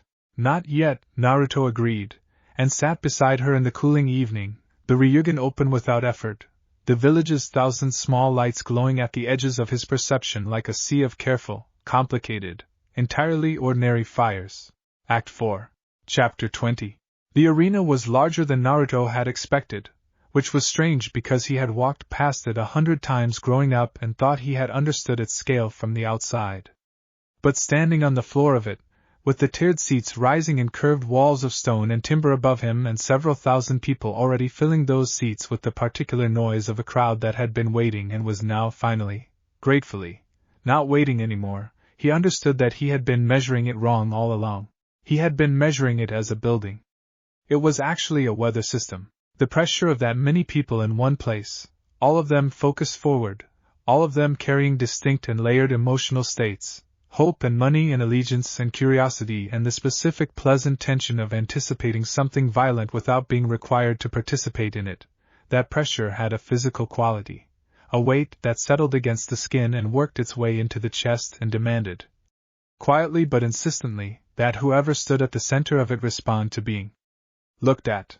Naruto breathed. He found his current, the familiar blue thread of his own pulse running steady beneath the fox's ever-present warmth, and let the arena's noise wash over him the way weather washed over stone, present and real and entirely unable to change what the stone was underneath.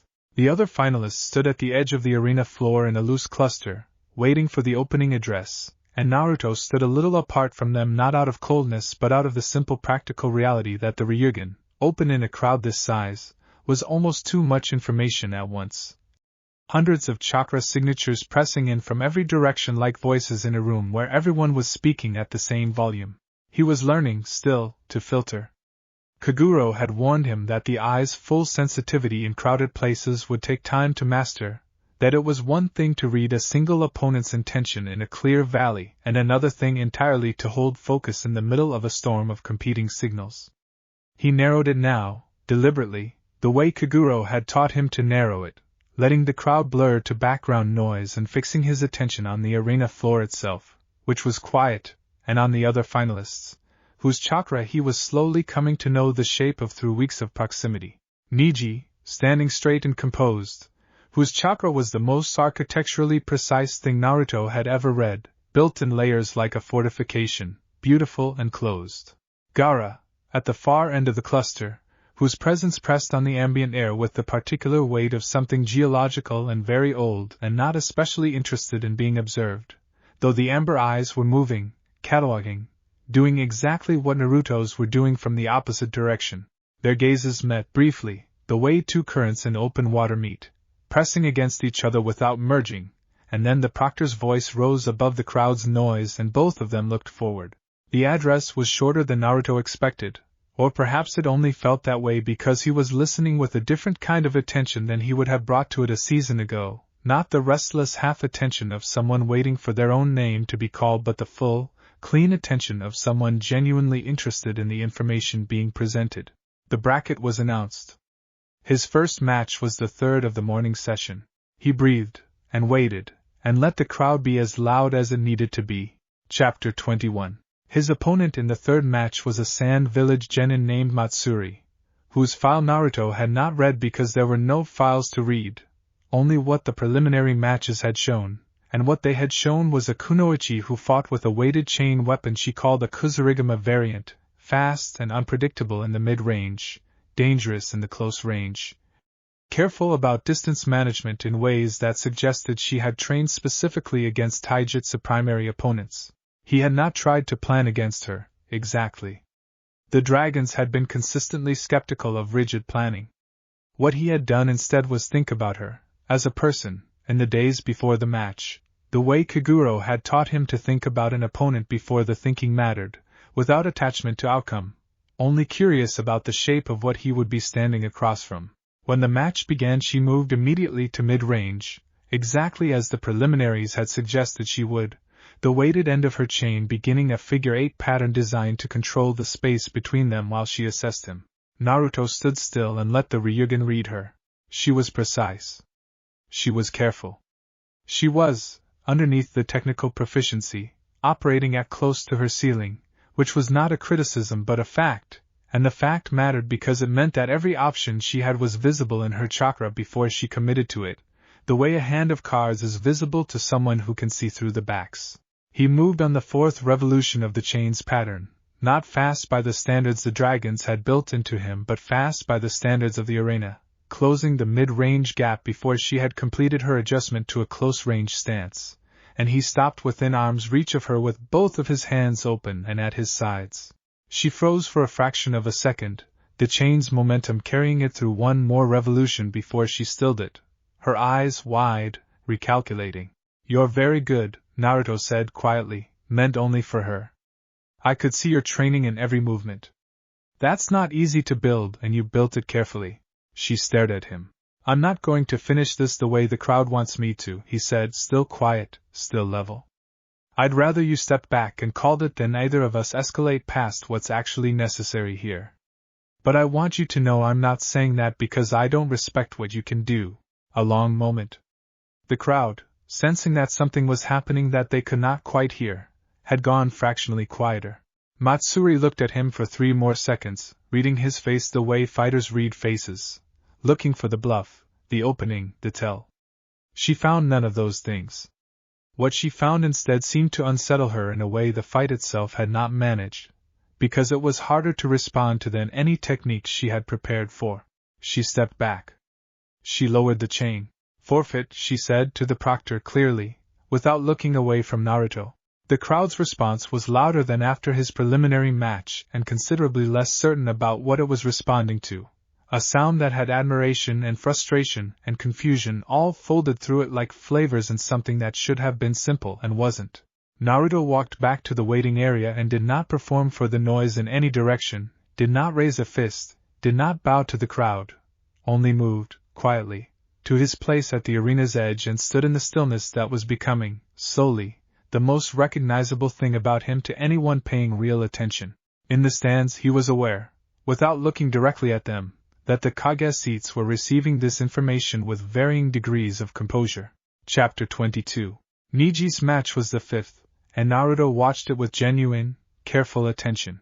Niji fought the way his chakra read, with the precision of something architectural, each movement chosen from an enormous library of correct responses and applied with complete technical confidence. His opponent, a leaf genin named Tenten, was good, genuinely good, but the gap between them was not the kind that effort alone could bridge in the time available, and the match ended in the inevitable way inevitable things end, cleanly, and without drama. What stayed with Naruto was not the technique but the expression on Niji's face during it, something cold and sealed and absolutely certain, the expression of someone who had decided a very long time ago that the world was composed of ceilings and floors and that his particular position in it was fixed by forces larger than individual effort. He thought of Lee, eating ramen, talking about effort and the direction it was pointed. He thought, without meaning to, of himself before the hollow, screaming to be heard in a village that had decided before he was born what it was going to hear from him. He thought of Niji, who had been handed a very different cage but who lived inside it with the same absolute conviction that the cage was the shape of the world and not just the cage. He was still thinking about it when the bracket posted his second match of the day, the afternoon slot, which turned out to be against the Waterfall genin who did not make it to the board at all because his teammate submitted a medical withdrawal on his behalf before the match could begin, a chakra exhaustion from the earlier rounds that had apparently been worse than it looked. The proctor called Naruto's name. Waited. Called it again. "Walk over," the proctor said, and made a note, and Naruto returned to the edge of the arena floor and listened to a crowd trying to decide whether it was disappointed or relieved and landing somewhere between the two. He caught Jiraiya's eye in the stands, the old sage watching him with the calculating attention he had worn since the ravine, trying to work out, Naruto suspected, what the crowd's response to all of this was building toward. Jiraiya had spent enough years understanding audiences to read the temperature of one from across a stadium floor, and whatever temperature he was reading now seemed to have him unusually thoughtful. Good, Naruto thought, with a gentleness that surprised even himself. Let him think. Thinking is better than the alternative. The afternoon session ended with 3 matches remaining in the bracket, all of them for the following morning. Naruto filed out with the other finalists into the corridor beneath the arena seats, the crowd's noise muffled now to a pleasant, low roar overhead, and stood against the stone wall while the others moved around him, some toward the medical station, some toward the exit. Niji stopped across from him in the corridor, not blocking his path, only standing, those pale Byakugan eyes regarding him with the particular attention of someone trying to take a measurement they do not yet have the instrument for. "You fight strangely," Niji said, and it was neither accusation nor compliment, only an observation stated with the flat accuracy of someone who preferred precise language. "I know," Naruto said. "You could end matches faster if you chose to. The strength is there. I can see it in your Tenketsu pathways." A pause. "You choose not to use it. Why?" Naruto looked at him for a moment, at the closed, certain face and the eyes that saw everything in the careful architecture of a person who had spent years becoming impervious to the specific kind of pain that had been dealt to him most consistently. "Because the match ending fast isn't the point," Naruto said. "The match ending is just the match ending.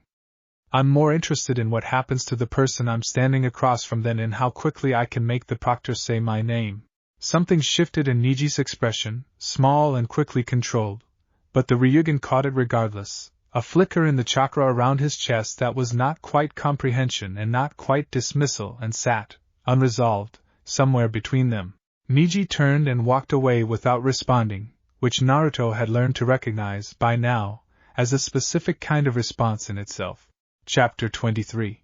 The morning of the second day began with the Kage's arrival, which changed the texture of the arena in ways that went beyond simple ceremony.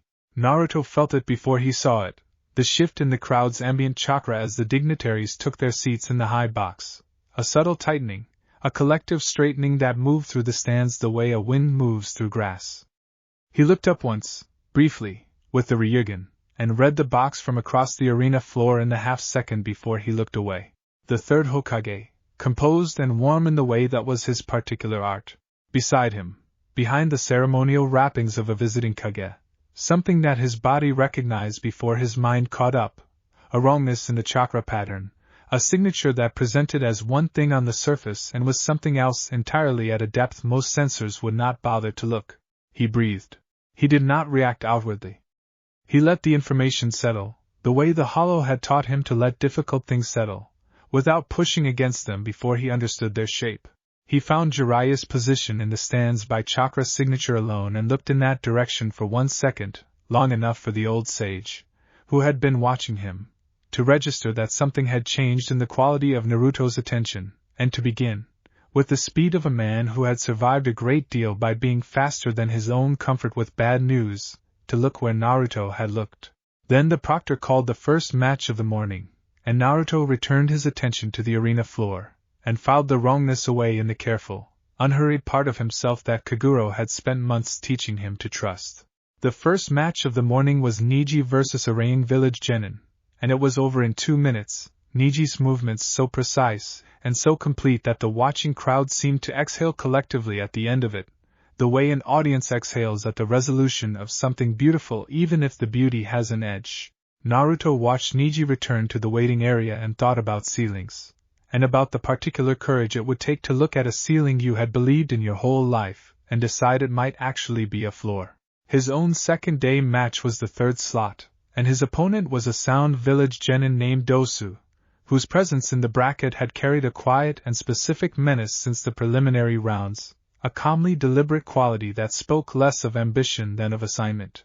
Dosu walked to the center of the arena floor with the unhurried certainty of someone who had already decided what this match was and was simply completing the form of it. Naruto walked to meet him, and opened the Ryugen. What he read in Dosu's chakra stopped him, briefly, internally, in a way nothing else in the bracket had managed. The intent layered through Dosu's signature was not competitive. It was not even martial in the ordinary sense. It was purposive in a way that reminded Naruto, uncomfortably, of the wrongness he had read in the Kage box, a thing pointed at a specific target and organized entirely around reaching it, the broader context of the arena and the crowd and the exam itself barely registering as relevant. He is not here for the exam, Naruto thought, very quietly, to himself. He is here for a specific result, and the result is not the bracket. He let that knowledge settle, and then he did something he had not done in either of his previous matches. He spoke first. "I know you're not fighting me for the exam," Naruto said quietly, for Dosu's ears only, as the proctor readied the starting signal. "I also know what's sitting in the Kage box and what it's planning. I won't ask you to betray anything. But I'm going to end this match the same way I've ended the others, without hurting you if there's any way to avoid it, because whatever you've been told this morning was supposed to accomplish, I'm not interested in being the instrument of it." Dosu stared at him. Something moved behind the bandaged face that Naruto could not read visually but could read through the Ryugen with perfect clarity: surprise, recalculation, and then, underneath both of those, something that felt very much like a man reconsidering a door he thought was already closed. The proctor signaled. Dosu raised one hand in the direction of the proctor's position. "Withdrawal," he said simply, and turned and walked back toward the corridor without another word. The arena went very quiet, the way it went quiet after the first match and the second, and then erupted louder than it had after either of those, a sound that had something genuinely bewildered in it now, the noise of a crowd that has come to watch a specific kind of story and has been handed a consecutive series of chapters that do not belong to that story and cannot decide whether it is angry or fascinated. Naruto turned to face the Kage box directly, for the first time all morning, and met the chakra signature of the wrong thing sitting behind a borrowed face with a gaze that was quiet and steady and entirely unfrightened. He held it for exactly 3 seconds. Then he looked away, and breathed, and waited for the bracket to call the next match. Chapter 24. The invasion began between the 5th and 6th matches of the morning, in the space of approximately 40 seconds, during which the proctor was announcing the next bracket pairing and the crowd was settling from the noise of the previous result. Naruto felt it before anyone shouted. The Ryugen had been reading the arena's ambient chakra all morning with the background attention of long habit, and what it registered in those 40 seconds was not the ordinary shift of a crowd reacting to something but a fundamental change in the quality of the chakra moving through the walls themselves, deep in the stone, in the ceiling arrays that had been quietly, professionally activated sometime in the past hour by people who had known they were coming long before the first match ever began. He was moving before the first sound of conflict reached the arena floor, not toward the exits, not toward cover. He moved to the center of the arena floor and stopped there, feet shoulder width, both hands loose at his sides, and opened the Ryugen to its full breadth for the first time since the preliminary matches, letting the full sensory weight of it land without the careful filtering he had been applying all morning. The world blazed. Hundreds of chakra signatures in sudden motion, the crowd shifting from audience to stampede in the way crowds always do, individual panic metabolizing into collective animal pressure. In the Kage box, the wrongness had shed its borrowed face entirely, the false chakra signature dissolving to reveal something older and colder and far more deliberate beneath it. In the corridors under the seats, signatures he recognized and signatures he did not, Leaf Ninja responding, Sound Ninja pressing inward, and somewhere in the city beyond the arena walls, a pulse of chakra so enormous and so dark that the Ryugen's reception of it felt less like sight and more like impact. Gaara. The pulse was Gaara, and what was happening to Gaara's chakra was not a technique Naruto had ever felt before, not a jutsu or a summoning or a deliberate channeling of stored power, but something more like a tearing, a seal giving way the way old cloth gives way, slowly and then all at once, and through the gap pouring something ancient and enormous and in tremendous pain. He turned toward the pulse without deciding to. Behind him, the arena was chaos. Ahead of him, through 2 stone walls and the confusion of an invasion already in motion, Gaara was becoming something that the people around him did not understand and were not equipped to handle and were about to be very badly hurt by. He found Jiraiya by chakra signature, moving fast and purposeful through the corridor crowd, and stepped into his path. Go, Naruto said before the old sage could speak. Whatever the Hokage needs. I know what I'm going toward. Jiraiya grabbed his shoulder, not hard, but firmly, and looked at him with an expression stripped of every layer of performance and bluster, down to the face underneath all of that, which was the face of a man who had lost people he loved to exactly the kind of day that today was becoming. Be careful, Jiraiya said, and the simplicity of it carried more weight than any specific instruction could have. I will, Naruto said, and meant it, and moved. Chapter 25. The city between the arena and the forest's edge was not a battlefield yet, but it was becoming one the way weather becomes a storm, not dramatically but inevitably, the components assembling themselves from the materials already present without requiring any single dramatic signal. Naruto moved through it the way the dragons had taught him to move through complicated terrain, not fast for the sake of speed but efficient, reading the flow of conflict before it reached him and moving through the spaces it had not yet filled, the Ryugen painting his path in real time with the quiet gold of ambient chakra. He passed 2 sound ninja engaging a Chunin in a market lane and did not stop. He passed a building with a collapsed facade where Leaf Ninja were pulling a civilian from the rubble and made a judgment in a single stride. One borrowed thread of dragon's strength used to lift a support beam from an angle that 2 people together were struggling with, set it down cleanly, and continued moving before anyone had quite processed what had just happened. He passed, at the edge of the training ground district, a cluster of academy students who had been evacuating in the wrong direction and had walked themselves into a dead end between 2 buildings where a pair of sound Chunin were not yet certain what to do with them. He stopped at the mouth of the lane, and the Ryugen opened fully, and he let both sound ninja read whatever it was his chakra looked like at full presence, without the filtering or the narrowing or the careful quietness he had been practicing all week. Both Sound Ninja took one look at the amber and crimson eyes and the chakra behind them and made a rapid, professional decision to redirect their attention elsewhere. He collected the students, pointed them toward the interior district evacuation route with clear, calm instruction, checked that the oldest among them had enough composure to lead the others, and continued moving. The forest edge came up faster than he had expected, or perhaps he had simply been moving faster than he realized, the way the body moves in conditions of genuine urgency without requiring the mind to micromanage it. What he found at the forest's edge was not quite what he had been imagining from the Ryugen's distant reading. The Ryugen had told him, enormous chakra, transforming, dark, in pain. He had built from those signals a picture of something overwhelming and active, a beast's process in full motion, everything already become. What was actually in front of him was a boy, still partly himself. The sand had risen around Gaara in layers, some of it the controlled defensive barrier he always wore, some of it the new and larger mass that the transformation was producing, and in the middle of all of it, visible in the gap between one shift and the next, Gaara's face, half changed, his own eyes somewhere behind the golden mask that was forming over them, and in those eyes, barely visible, a child who had been carrying a weight so enormous and for so long that the muscles required to carry it had simply finally given out. Naruto stopped 10 feet away and looked at him, and breathed, and did not reach for any of the strength the dragons had given him. Not yet. Gaara, he said simply, at a normal speaking volume, because the Ryugen had told him that Gaara could still hear, the human hearing still present beneath everything the seal's failure was producing. The transformation stuttered. Not much. Not enough to reverse anything. But enough that the space between one pulse of dark chakra and the next stretched a fraction wider, enough that the eyes in the middle of the mass that was forming shifted, found him, and for one visible second, recognized what they were seeing. Chapter 26.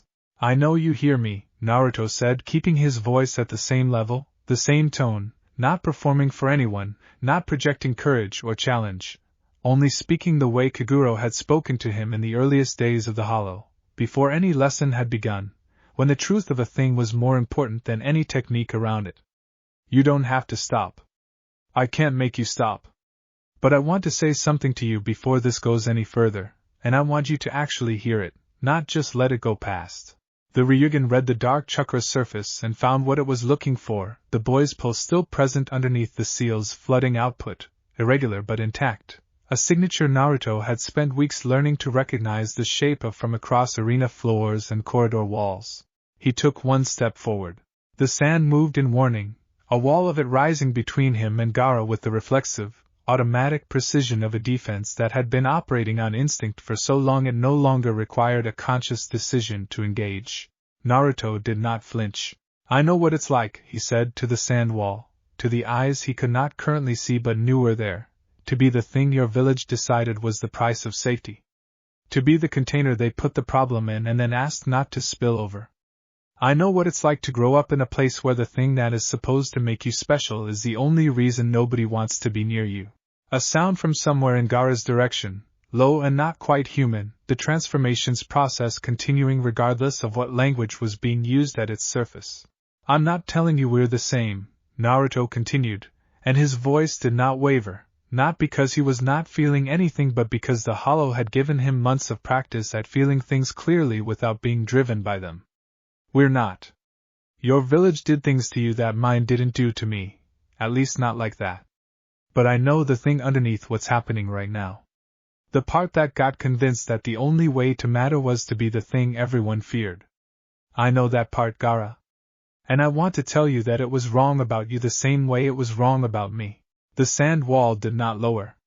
But its pulse changed, very slightly, the way a heartbeat changes when something unexpected lands in the chest and the body has not yet worked out what to do with it.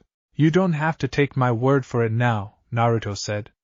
I'm not asking you to. I'm asking you to hear it, and keep it somewhere, and think about it later when this is over and you have enough of yourself back to actually think. He stood in front of the sand wall and breathed and let the Ryugen read the space between himself and the boy behind the transformation, and did not do anything else at all for a long moment. Then, slowly, he reached into the contract. Not for battle. Not for the borrowed strength he had used to lift a beam or clear a corridor. He reached for something else, something Hijrin had shown him in the quiet training ground on the 12th evening, a quality of presence that dragons produce simply by existing, the deep, old, unhurried warmth of something that had outlived every crisis it had ever witnessed and was still here, still standing, still warm. He let it flow into the space around him, not as an attack, not as a defense, only as a fact. The dark chakra did not disappear. It did not reverse. But it hesitated, the way a fire hesitates when the wind that was feeding it changes direction, and in that hesitation Gaara's eyes appeared in the gap of the mask again, clearer this time, more present, and what was in them was not rage and not the cold, geological certainty of someone who had decided the world only mattered insofar as it could be destroyed. What was in them was confusion, and underneath the confusion, threadbare and long abraded but present, the simple bewildered need of someone who had been alone for so long they had forgotten there was another way to be. It's enough, Naruto said softly, only to Gaara, to that need. Whatever you were trying to prove today, it's enough. You've already proven it. And it doesn't have to be the only thing you are. The transformation did not stop. But it slowed, and the slowing was not nothing. From somewhere behind him, at the edge of the tree-line, Naruto heard the arrival of Leaf Jonin, responding in force, and held up one hand without turning around, a signal that everyone in the vicinity, some of them far his senior and not particularly inclined to take signals from a genin, chose, for reasons they would debate afterward, to respect. He kept his eyes on Gaara's and did not move. Chapter 27. What stopped the transformation was not a technique. Naruto had half expected, in the back of his mind, that it would require something decisive from him, some application of the Ryugen or the borrowed dragon strength, or the golden fire he had spent months learning to produce and control. He had been braced for it, not with tension but with readiness, the way the hollow had taught him to be ready, open-handed and present. What actually happened was that Gaara's siblings arrived. Kankuro and Temari came through the tree-line from the eastern approach, and whatever they said to their brother, quiet and private and entirely their own, was not visible from where Naruto stood and was not his to see. What the Ryugen showed him was the effect of it on the dark chakra's pattern, a sound from below its surface, recognizable, anchoring, the specific signature of two people whose voices had been a constant presence in a life that had very few constants. The transformation did not reverse cleanly. It unwound in stages, the way a wound clock unwinds when the tension finally releases, and what was left when it finished was Gaara, sitting on the ground with his hands in the dirt, his siblings flanking him at a careful distance that was not coldness but the practiced geometry of people who understood exactly how much space to give each other after exactly this kind of event. He looked exhausted in a way that went deeper than the body. Naruto looked at him for a long moment, and then he looked at the Jonin standing behind him at the tree-line edge, and read in their chakra the shape of what they were planning, the restraint and the containment and the handling of a situation that had, from their perspective, just displayed a very specific and documented kind of danger. He turned to face them fully. He's not going to hurt anyone right now, Naruto said. His voice was quiet, and he did not raise it, but the quality of it carried in the way that voices carry when everyone else has gone still. He's done. Let his siblings handle this first. Whatever comes after is its own conversation, but right now he needs 5 minutes without anyone pointing something at him. There was a pause. The Jonin at the front of the group, a broad-shouldered woman with a vertical scar on her chin whose chakra read as competent and genuinely thoughtful rather than reflexive, regarded him with the flat professional assessment of someone taking stock of a situation that has more variables than her briefing accounted for. You're a genin, she said. I know, Naruto said. And you're telling a response team how to handle a Jinchuriki containment situation. I'm asking a response team to give a person 5 minutes, Naruto said, with the same quiet steadiness. The containment conversation can happen in 5 minutes and 1 second if it needs to. I'm not asking you to skip it. I'm asking you not to lead with it.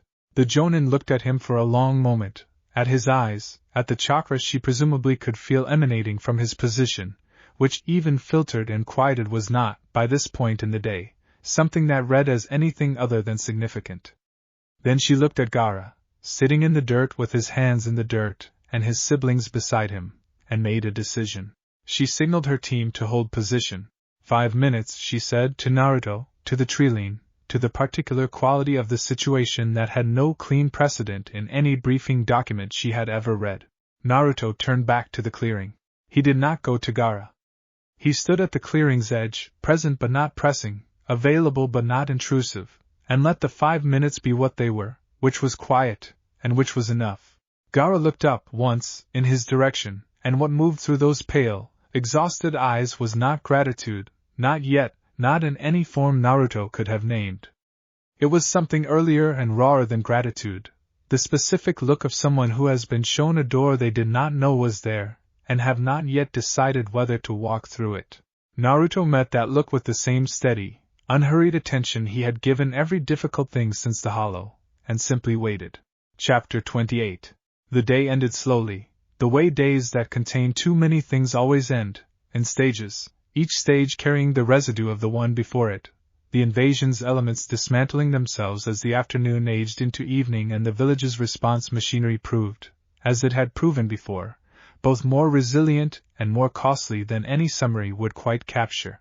Naruto came back through the gates as the light was failing, accompanied by no one, and walked through streets that were beginning the particular work of the post-crisis, people sweeping debris from doorways, medics moving in pairs between addresses, the specific subdued noise of a place that has survived something and is still working out the full inventory of what that means. He went to the hospital first, because Jiraiya had sent a message through a shadow clone relay to meet there, and because the hospital on a day like this was where the shape of what had happened was most clearly legible.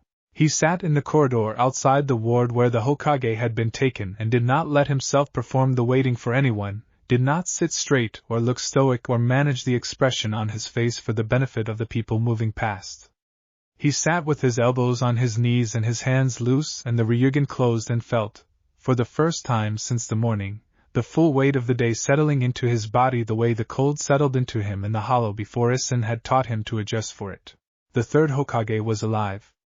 He had been told this 3 times in the past 2 hours by 3 different sources, and he believed it, and the believing did not stop the particular, specific fear that lived in the part of him that had understood, since he was very young, that the old man was the closest thing to a constant he had ever been permitted to take for granted.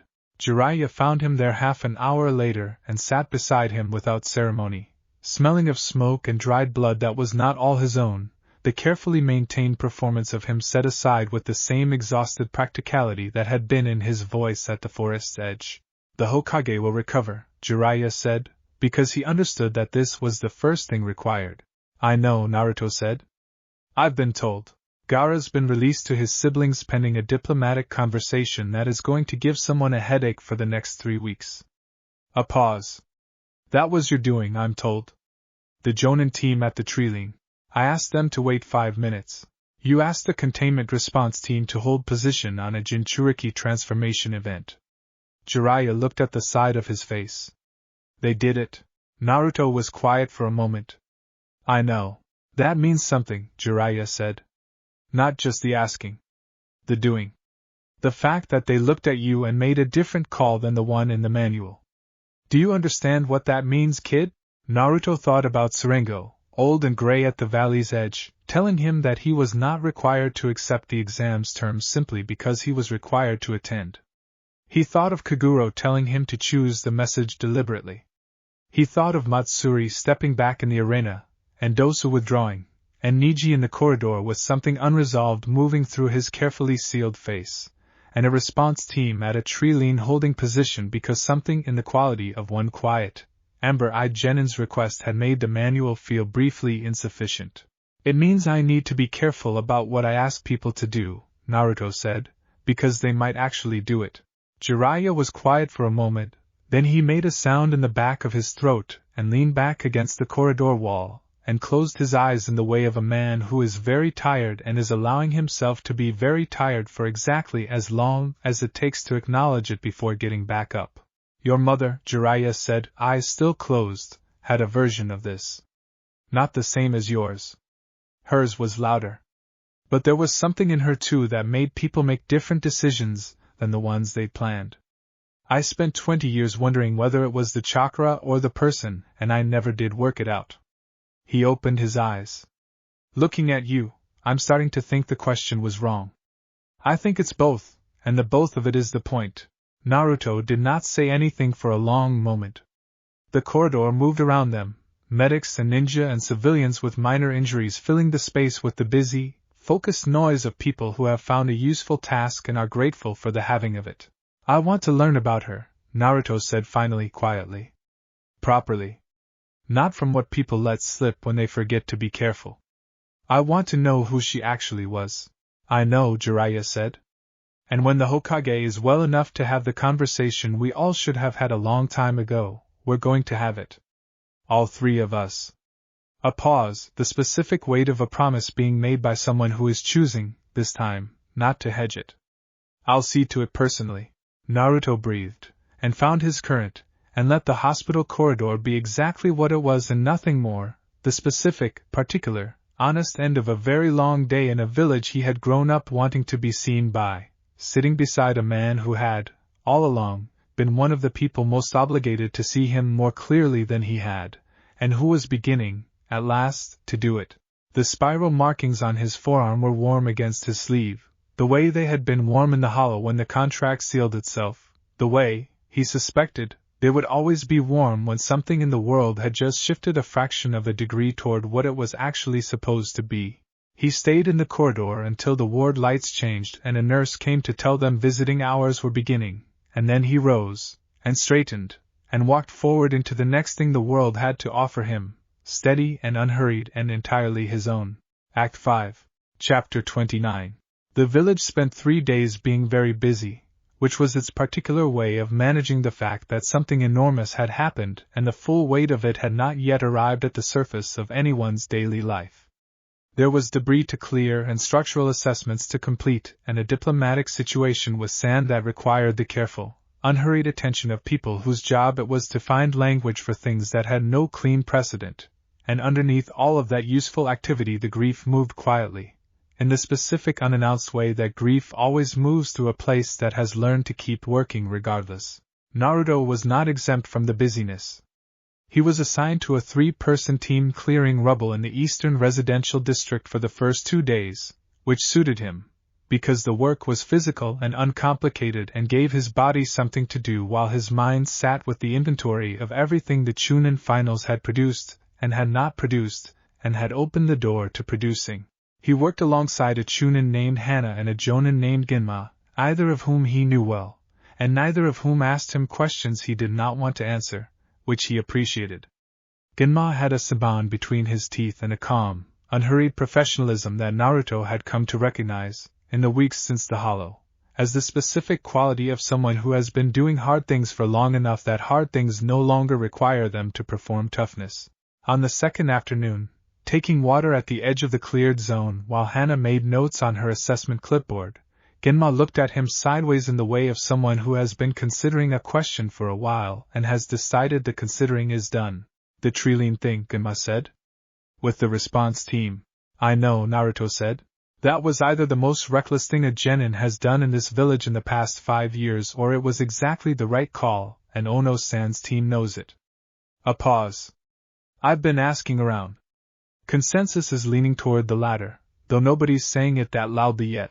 It doesn't need to be said loudly, Naruto said.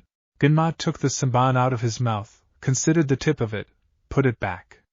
You know, most kids your age, if they'd just done what you did in that arena and then at the trillion, they'd be talking about it constantly.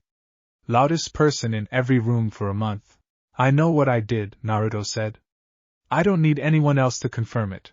Ginma was quiet for a moment, then made the specific sound of a man updating an assessment he had prepared some time ago with information that doesn't fit the earlier data. They went back to the rubble, and the afternoon light moved across the cleared stones, and Naruto breathed and worked and let the village's process of becoming itself again after a hard thing move around him the way weather moved around stone, present and real and entirely unable to change what the stone was underneath. On the evening of the second day, a hospital runner found him at the work site with a message written in the third Hokage's handwriting, 3 lines, steady despite whatever the past 72 hours had cost the old man's hands. It read, I am well enough for the conversation we are overdue for. Come when you are ready. Bring Jiraiya. Naruto folded the note, and put it in his jacket pocket, and finished his water, and went back to the rubble for the last hour of the workday, and let the readiness build at its own pace, which was not a slow pace but a deliberate one. Chapter 30. The third Hokage's private room in the hospital was smaller than Naruto had imagined it, which made a specific kind of sense. The office in the tower was designed to communicate authority, all its proportions chosen for what they said to the person sitting across the desk from the man behind it. This room communicated nothing except that it was a room where a person was recovering from an injury, and in that way it was more honest than the office had ever been. The old man was sitting up, which was a better sign than Naruto had let himself fully rely on until he saw it, and the particular brightness in his eyes had not dimmed, which was the sign Naruto had actually been measuring against without quite admitting it to himself. Jiraiya took the chair by the window. Naruto sat on the edge of the second chair closer to the bed, and for a moment the three of them simply occupied the same room together, which had the weight of something long deferred finally being permitted to begin. I am going to say something first, the third said, in a voice that was quieter than usual but fully his own, the measured cadence of a man choosing his words not because they were difficult to find but because he wanted them to be accurate. And I want you to hear it as what it is, which is an accounting, not an apology, though an apology is also present in it. Naruto waited. You were owed things from the beginning that were not given to you, and the reason they were not given to you was not entirely about protecting you. Some of it was about protecting others from the discomfort of what giving them to you would have required. I knew this and I permitted it, and I am telling you plainly so that when I tell you the rest, you understand I am not pretending the framework around it was without flaw.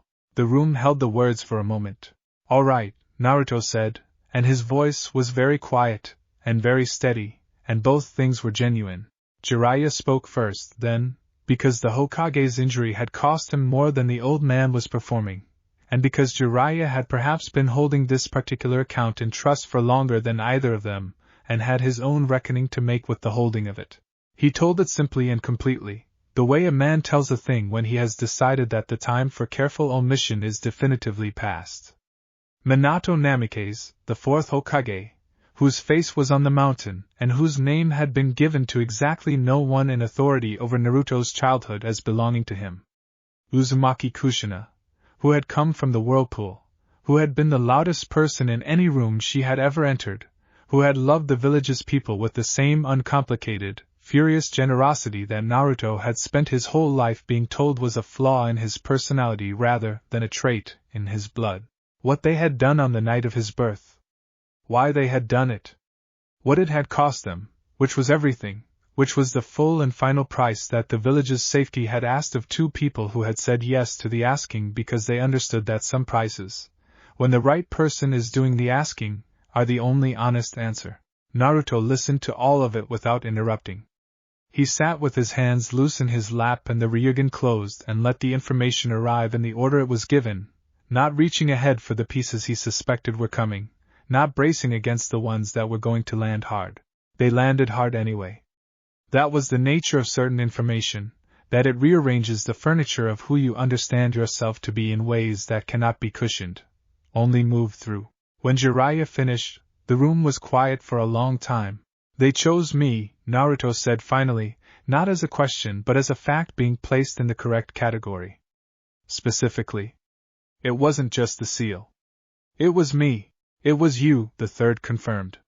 Your father designed the seal to transfer his own chakra into yours as you aged. Your mother's chakra was already present, the Uzumaki vitality that makes your reserves what they are. You were not a container they chose for lack of options.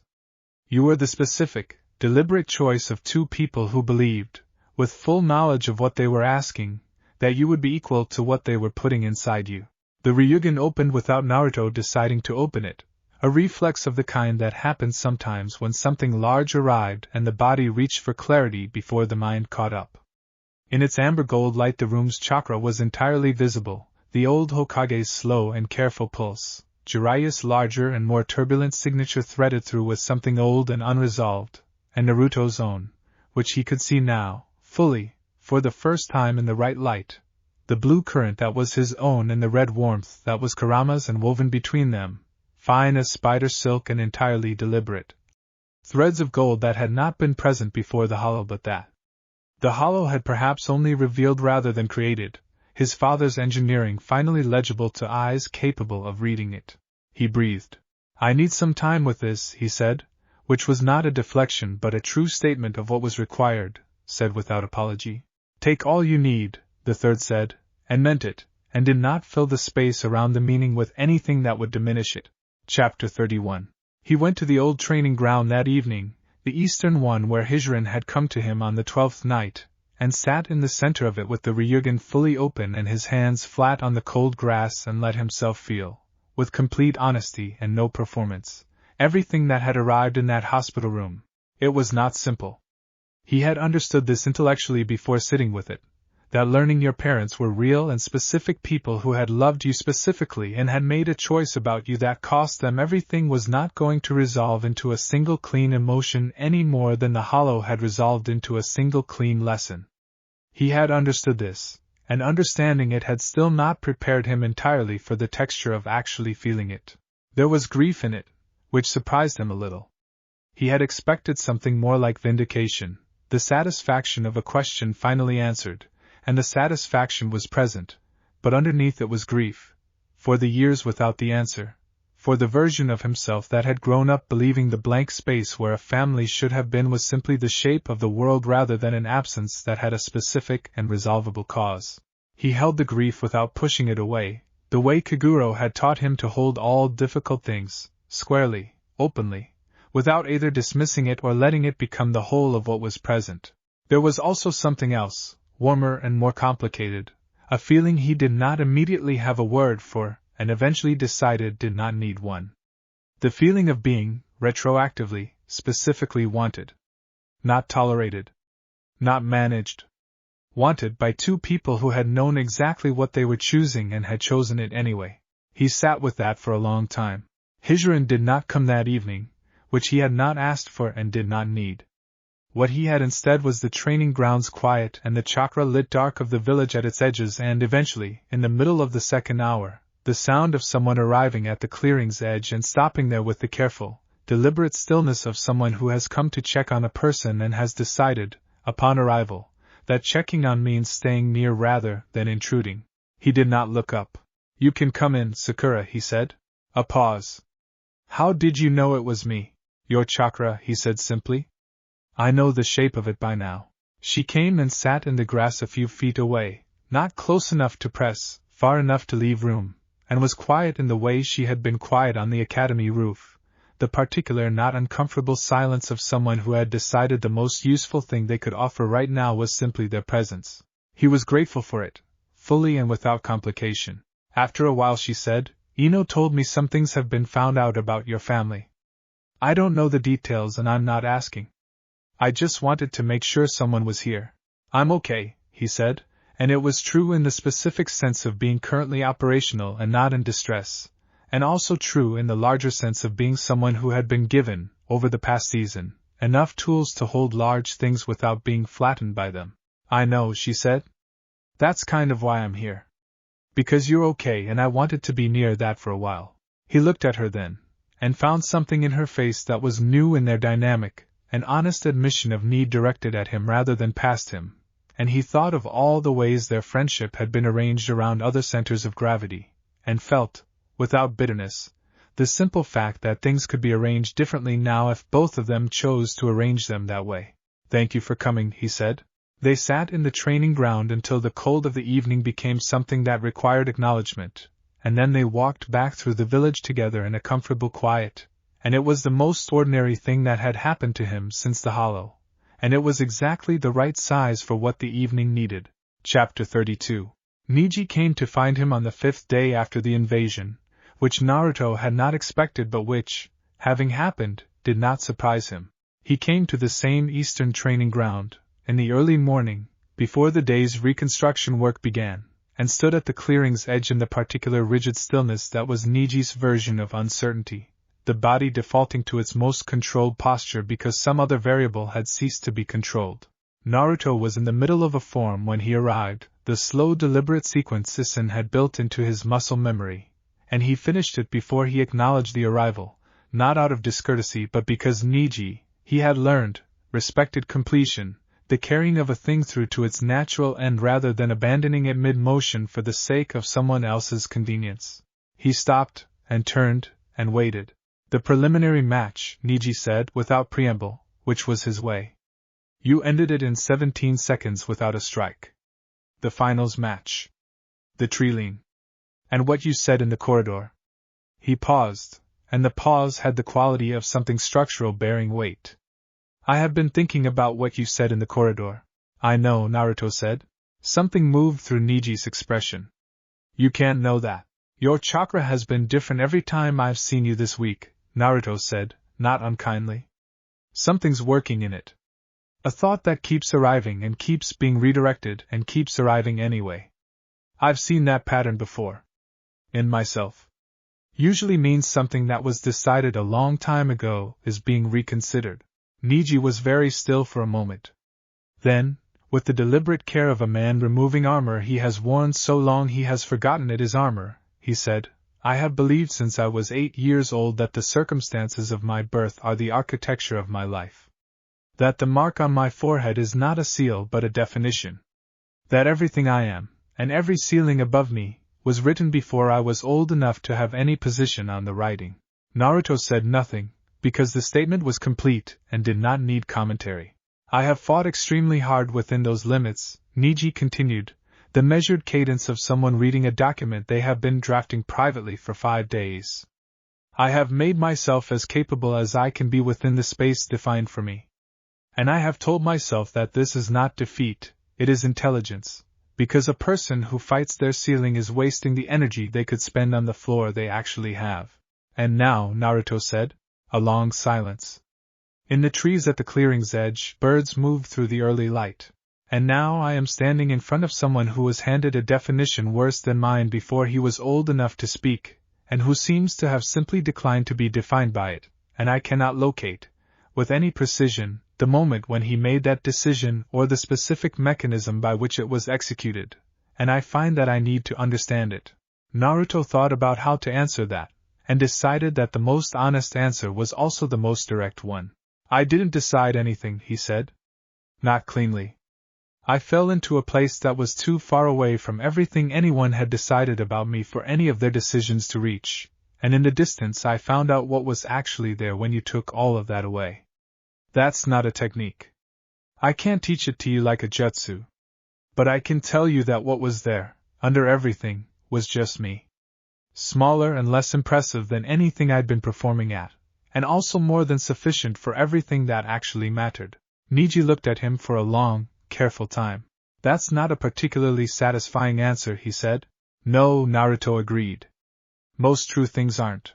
Another silence, different from the first, less pressured, the kind that follows a thing landing rather than the kind that precedes one being thrown. I would like to spar with you, Niji said finally. Not to establish anything. Not competitively. I want to see what a person who has stopped fighting to prove something actually looks like when they fight. Naruto considered this, and found that he wanted it too, specifically for the same reason Niji was asking, the mutual curiosity of two people trying to understand something they can only understand by moving through it rather than thinking about it. All right, he said. But I'm finishing my form first. The corner of Niji's mouth moved in a way that was not quite a smile, but occupied the same emotional neighborhood. I know, he said. I was watching. You had 6 more movements left. Chapter 33. The spar with Niji lasted 40 minutes, which was the longest Naruto had gone at genuine, sustained effort against a human opponent since leaving the hollow, and it told him things about both of them that no other format could have communicated.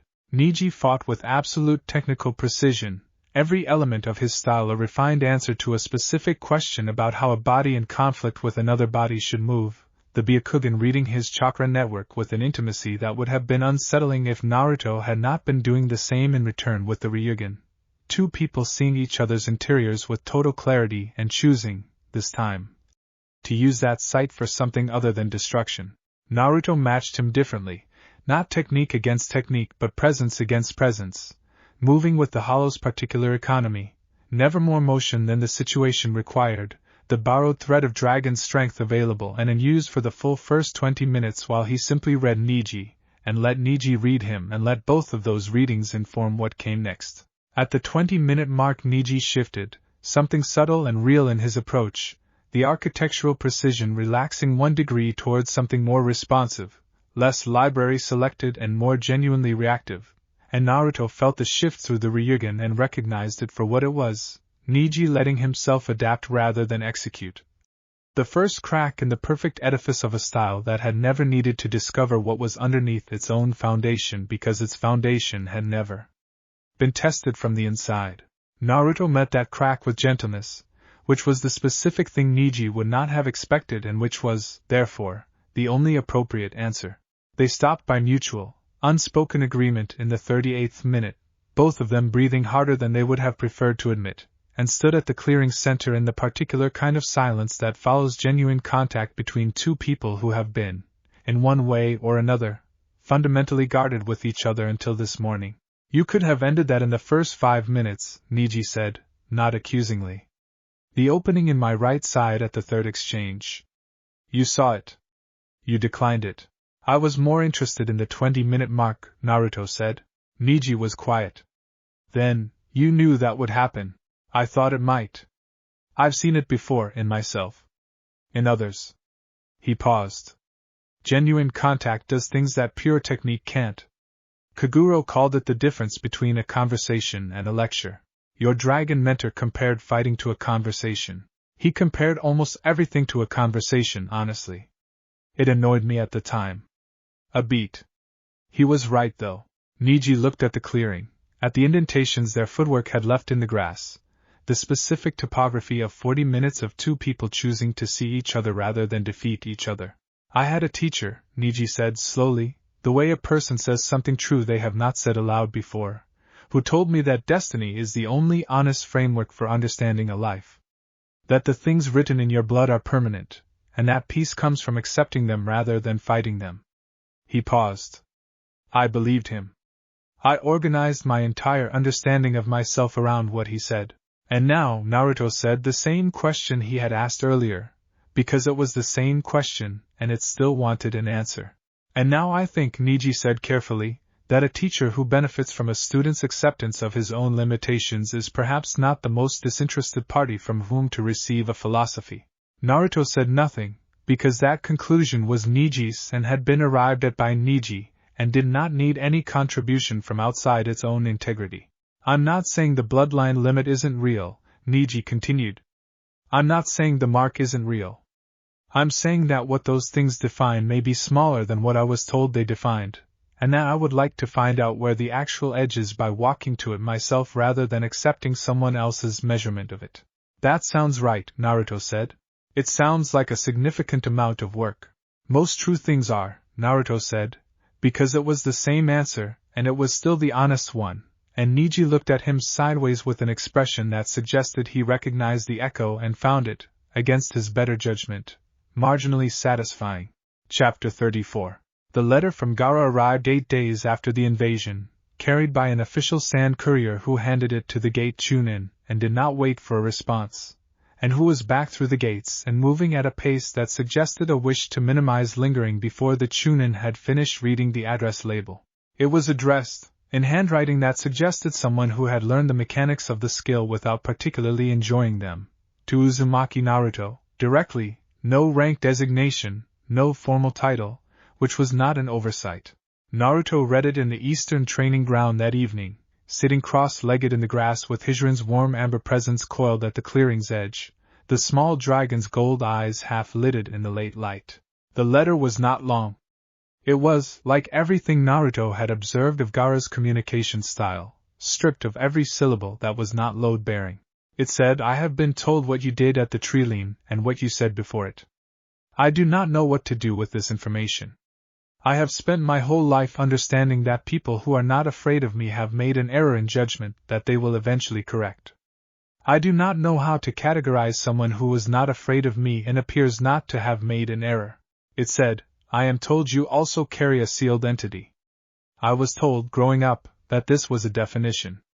I am considering the possibility that it is not, though I do not yet have a working alternative framework and the consideration is uncomfortable.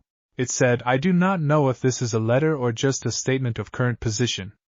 I am sending it because I found I wanted to, and I have spent enough of my life not doing things I wanted to do because someone else had decided they were not appropriate. It said, at the very end, in handwriting that had changed slightly from the rest, as though the last sentence had been written at a different time, with a different internal weather. If you have thoughts on any of this, I would read them. Naruto sat with the letter for a long time. Hijirin's tail moved in the grass, slow and rhythmic, and the evening settled around them. He thought about what Kaguro had said about the specific courage required to look at a ceiling you had believed in your whole life, and decide it might actually be a floor. He thought about what it costs a person to send a letter like this, stripped of every defensive layer, when every lesson their life has taught them says that openness is a vulnerability that gets punished. He thought, with the particular quality of thought the hollow had given him, about what Gaara had actually asked, which was not, underneath the careful factual language, any of the stated questions but something smaller and more essential. Is this a real thing that happened, or will it turn out to have been a mistake? He wrote back that evening, not long, because Gaara's style was the right style for this, and he had enough respect for the man who had written to him to answer in a register he could meet rather than one that would feel foreign. He wrote, it is a real thing.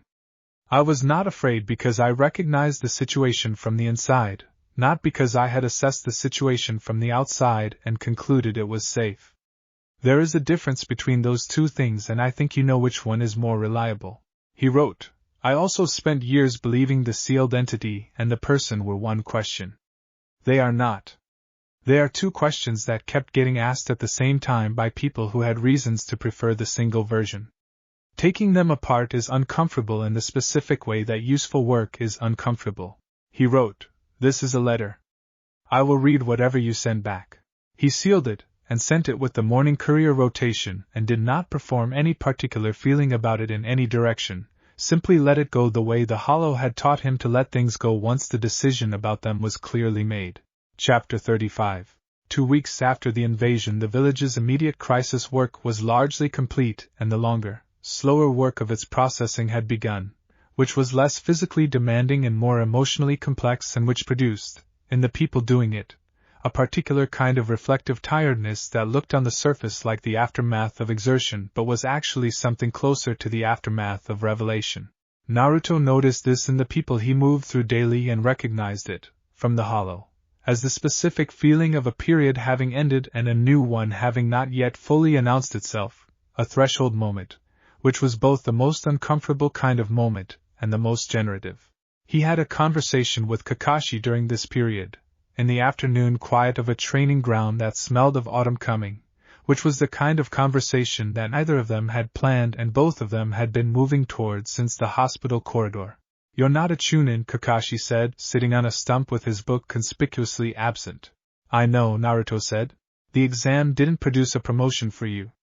By the strictest reading of the process, you participated in the exam as a competitor and the process was interrupted before a conclusion was reached, which means your status is technically unchanged. I know that too. And yet, Kakashi said, the Hokage's office has received 3 separate requests in the past 10 days from individuals who were present in various capacities during the finals requesting that your case be reviewed for exceptional promotion. One of them is from the Sand Village's diplomatic team. One is from the Jonin who led the Trilene response team. He paused. One is from me. Naruto looked at him. I'm telling you this, Kakashi said, not because I want you to feel gratified by it, though you're entitled to whatever you feel about it, but because I want you to understand what has actually happened here and to have that understanding come from me rather than from official paperwork that will feel impersonal and won't give you the context. He looked up from where his eyes had been resting in the middle distance. What has happened is that you went into a system designed to evaluate combat ability and you performed, instead, something the system doesn't have a category for, and the people watching were changed by it.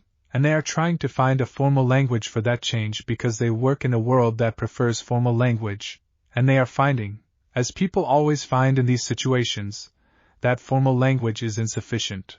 What would be sufficient? Naruto asked. Just what you've been doing, Kakashi said simply. That's the answer, and it's the most annoying answer possible because it means the formal language and the paperwork and the promotion or lack of it are all somewhat beside the point, and yet we still have to work through them because we live in the world where paperwork exists. Naruto thought about that for a moment. Do you want me to care more about the promotion? No, Kakashi said. I want you to care about it exactly as much as you currently do, which is the correct amount.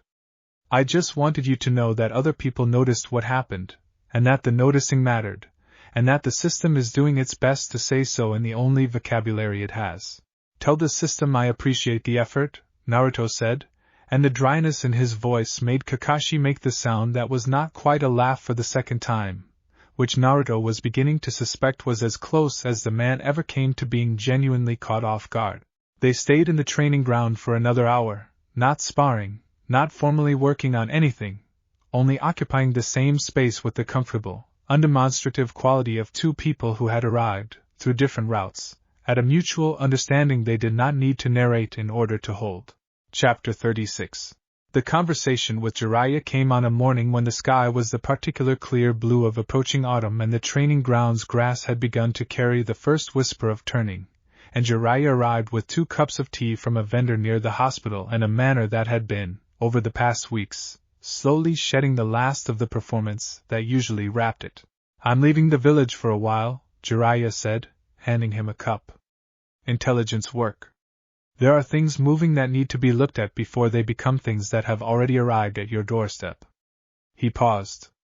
Akatsuki? The pattern of what they'd been collecting and where they'd been looking. If I'm right about what they're building toward, the exam and the invasion were both downstream of a much larger current. Naruto drank his tea and held that information with the same quality of attention he brought to everything now, either rushing toward it nor pushing against it. How long, he said. Don't know. Long enough to matter. Short enough that when I come back we can have the rest of the conversations we have left. Jiraiya looked at him sideways, the calculated look softened by something more honestly personal. I'm sorry I didn't tell you about your parents before this. I know that's in the category of too late apologies, and I know you know the practical reasons, and I know neither of those things is actually the point. They're part of the point, Naruto said. Generous. Accurate, Naruto said. You did things wrong and you also did things right, and the both of those are true at the same time. The dragons were pretty insistent that the world mostly works that way, and you get confused faster than you need to if you insist on separating them. Jiraiya was quiet for a moment, then looked at his tea. How is it that you spent 3 months in a cave with dragons and came back sounding like a 40-year-old monk? 40 years old is young for a dragon, Naruto said. Kaguro would find that comparison slightly condescending. This time the laugh came fully, the genuine, unguarded version of it, and Naruto let it sit between them without trying to add anything to it, because some moments are complete at their own scale and the correct response to completeness is to leave it alone. When the laugh had settled, Jiraiya set down his cup and looked at him with the direct, undeflecting attention of someone who is leaving and wants the last few minutes of the leaving to be honest. You are going to have to decide, while I'm gone, what you want the next part of your life to look like, he said. Not what the village expects it to look like. Not what the bracket would have produced if the invasion hadn't interrupted it. What you want. What you think is actually worth doing with everything you've been given. I've been thinking about that, Naruto said. I know. I can tell. A pause. What are you landing on? Naruto looked at the morning sky, at the clean blue of it, at the particular quality of light that came in autumn when the air had clarified itself of summer's haze and everything was briefly, simply visible. There are people in this village and outside it who are carrying things they shouldn't have to carry alone, he said. Sealed things, or sealed people, or sealed situations that have been closed off because someone decided the closing was easier than the opening. I want to go toward those things. Not because I have to prove I can handle them. Because I can, and because someone should, and because I understand them in a way that most people who have the strength to address them don't. That's not a mission type the village has a formal category for, Jiraiya said. No, Naruto agreed. But Kakashi said the formal categories are beside the point, and I think he was right. Jiraiya picked up his cup, finished his tea, and set it down with the decisive finality of a man completing the last step of a long preparation. "I'll be back," he said. "Don't do anything I wouldn't do." "You've done almost everything," Naruto said. "That's not a very useful restriction." Jiraiya pointed at him in a way that was either admonishing or fond or both, which had always been his preferred gesture for communicating things he did not want to select only one word for, and then he left, through the training ground gate, into the village morning, and Naruto watched him go and felt, without sadness, the specific quality of an absence that is temporary and known to be temporary and is therefore a different kind of presence. Chapter 37. The evening before the first real autumn chill arrived, Naruto went back to the ravine. He had not planned to go. He had been walking, in the aimless and purposeful way he had developed for evenings when he wanted to think without directing the thinking, through the training ground district, and his feet had taken him east of the village walls without requiring his mind to make the decision, and he had arrived at the ravine's edge in the lowering dusk and simply stood there. The drop was exactly as he remembered it. The mist at the bottom was exactly as he remembered it. The stone edge under his boots was the same stone, worn smooth in the same places by the same years of weather. He stood at the edge of it, and looked down, and thought about the boy who had gone over this edge screaming, who had pushed out every scrap of chakra he owned in one furious, ragged, beautiful burst of pure refusal to accept the verdict implied by the fall.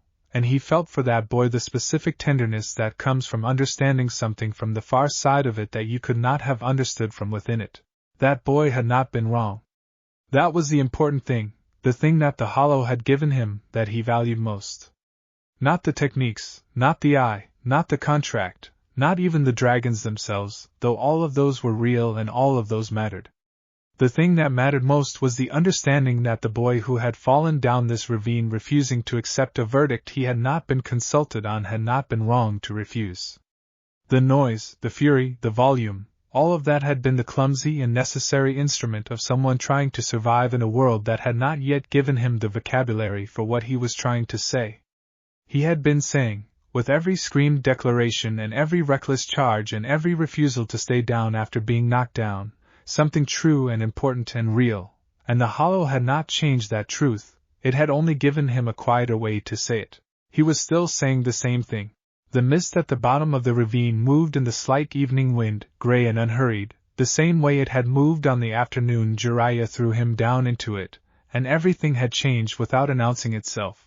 He crouched at the ravine's edge and pressed his palm flat against the stone and held it there for a moment, not performing anything, not sealing anything, only touching the specific ground of a specific moment that had been, in the most literal possible sense, the beginning of everything that had followed. The spiral markings on his forearm were warm. He straightened, and dusted his hands, and turned away from the ravine, and walked back through the training ground district toward the village as the first stars of the season appeared in a sky that had the particular sharp clarity of something that has finally finished becoming what it was always going to be. Behind him, at the ravine's edge, if anyone had been standing to see it, the mist moved once in a pattern that was not entirely accounted for by the wind, a spiral shape, slow and deliberate and brief, and then dispersed back into ordinary gray, and the ravine was just a ravine again, and the evening was just an evening, and somewhere in the village a boy who had once needed the whole world to hear him was walking home in the quiet, steady, entirely sufficient sound of his own footsteps. Chapter 38. Autumn came properly over the following 2 weeks, the trees in the training grounds beginning their long, unhurried surrender of summer, and the village settled into the rhythms of its changed season with the particular resilience of a place that has been doing exactly this for longer than most of its current inhabitants have been alive. Naruto settled too, and the settling was different from anything he had done before in the village, different from the performative rootedness of someone clinging to belonging, different from the restless hovering of someone always half ready to be told to leave. It was the settling of someone who understood, for the first time and in his bones, that he was from here, specifically, and that from here was not a limitation but a fact, and that facts, unlike verdicts, did not require him to do anything except acknowledge them. He trained every morning with whatever combination of purpose and curiosity the morning offered, sometimes the deliberate forms Isen had built into him, sometimes sparring, twice more with Niji, whose style had begun to develop a quality of genuine responsiveness that sat alongside the technical precision like a new room discovered in a house you thought you knew completely. He checked in at the hospital with the particular frequency of someone who has decided that checking in is worth the time it costs, and sat with the third Hokage in the growing case with which two people sit together once the long-overdue conversation has finally been had and the air between them has cleared. He received a second letter from Gaara 12 days after sending his own, shorter than the first and considerably more direct, which he read as a positive sign of a specific kind of trust. It said, "I have been looking at the question you described, the two questions that were being asked as one. I think you are right that they are separate. I do not yet have an answer to either of them individually, but I find that looking at them as separate questions is considerably less crushing than looking at them as one question, which I take to be a form of progress." He wrote back, "It is. Progress mostly feels like confusion that has organized itself into smaller confusions. That is not nothing." He sent it, and returned to his morning, and the morning was clear and cold in the way of early autumn, and the training grounds grass held to that the sun had not yet burned off, and the Ryugen, opening without being asked, showed him the chakra of the village in its morning motion, hundreds of people beginning their days in the specific, unhurried, unspectacular way that people begin days when the immediate emergency has passed and the longer work has begun. He thought of Kaguro's voice, enormous and patient and warm, telling him that the door did not open twice for the same unfinished thing. He was not the same unfinished thing. He understood this clearly, not with pride, which would have required a comparison, but with this simple factual certainty of someone who has carried a before and after with sufficient honesty to know where the line between them sits. But he also understood, standing in the dew-wet grass of an autumn morning in the village he had been born in and would choose again, with everything the hollow had given him to choose with, that finished was not the right word either. That the dragons had not produced a completed thing. They had produced an opened one, and opened things had the particular quality of being always in the process of becoming, which was not a state of incompletion but a state of genuine, ongoing, unhurried life. He breathed. The current ran steady beneath everything, his own, blue and certain, Kurama's warmth sitting beside it rather than over it, and further in, fine as spider silk and entirely deliberate, the threads of gold that were his father's architecture and his mother's vitality and the dragon's teaching all woven together into something that had no name in any existing vocabulary but that was, simply and completely, his. He held it for a moment, the full and particular weight of everything he was. Then he exhaled, and let the morning be the morning, and walked forward into it, steady and unhurried and entirely, at last, at home. Act 6. Chapter 39.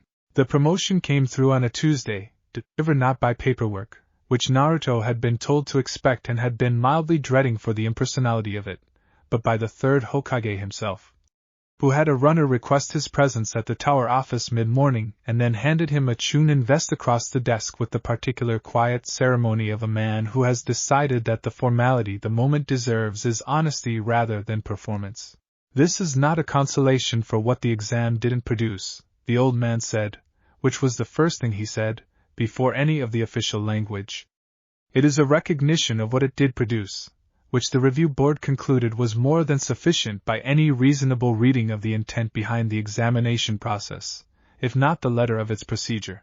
Naruto held the vest and looked at it, and felt something he had expected to feel more simply than he actually felt it.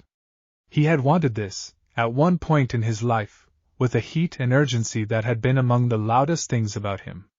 He had wanted it the way children want things before they have context for what the wanting is actually reaching toward, which is not the thing itself, but what the thing is supposed to mean. He had the thing now. And he understood that what it meant was not what he had once imagined it meant, not validation from a system that had long refused to offer it, not proof of worth to people who had long refused to see it. It meant, instead, something considerably smaller and considerably more real, that the village's formal structure had looked at what he had become and had found, in its limited vocabulary, a way to say so. "Thank you," he said, to the old man, and meant it for the old man specifically, not for the process, not for the institution, but for the particular quality of attention this particular person had brought to the handing over of a piece of fabric that had become, through that attention, something worth holding carefully. The third Hokage looked at him for a moment with the expression Naruto had come to associate with the old man seeing something he had hoped would be there and finding it. There will be a mission assignment to go with this, the Hokage said, settling back into his chair with the slow ease of a man whose ribs were still finishing their healing but who had decided to behave as though they were not. Not immediately. There are conversations I want to have with you first about what kind of missions make the most sense given what you are capable of and what I think represents the best use of that capability at this point. But I wanted you to have the rank before those conversations so that you come into them understanding that the village's formal position is not ambiguous. What kind of conversations? Naruto asked.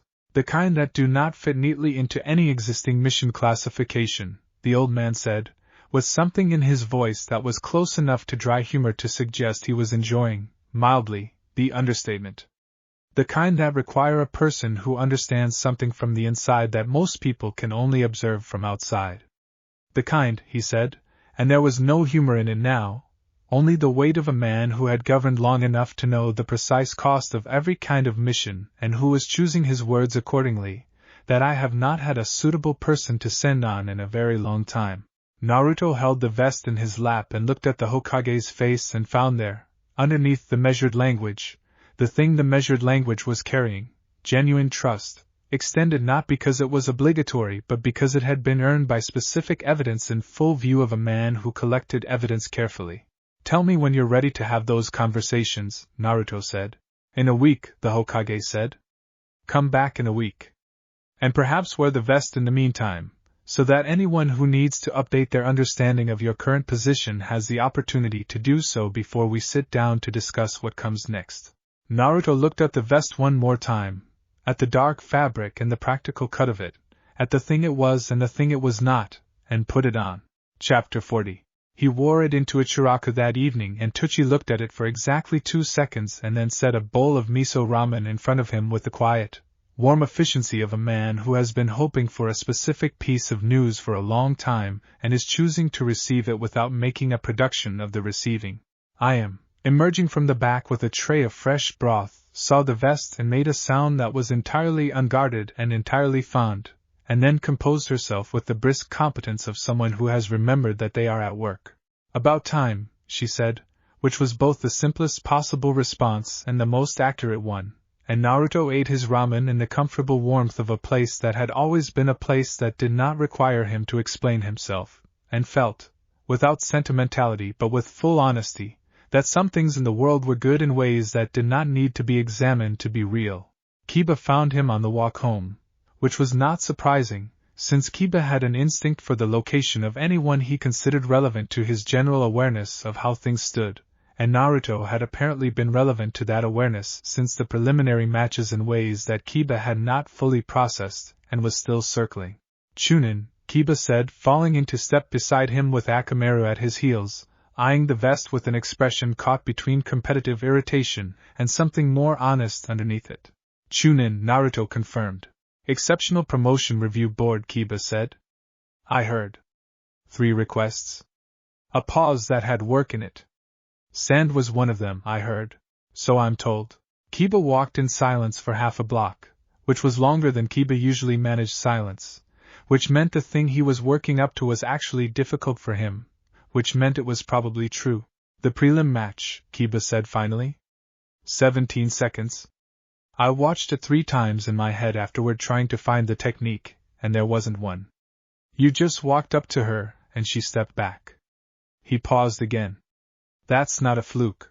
No, Naruto agreed. What is it then? Naruto considered how to answer that in a way that was honest without being either dismissive or condescending, because Kiba was asking a real question and deserved a real answer even if the real answer was not particularly satisfying. Presence, he said. Knowing what you are without needing the other person to confirm it. When you don't need anything from the situation changes. He paused. Kaguro said it better. He said that the difference between a person who is prepared to lose and a person who is not afraid of losing is everything, even if they look the same from the outside. Kiba was quiet for another half block. Who's Kaguro? My dragon mentor. A beat. You're what? It's a long story, Naruto said. I'll tell you sometime if you want to hear it. Kiba looked at him sideways for a moment, the competitive edge in his expression doing something more complicated, something that had curiosity in it, and, underneath the curiosity, the honest self-assessment of someone who is brave enough to recognize a gap between where they are and where they want to be. Yeah, Kiba said, after a moment. Yeah, I think I want to hear it.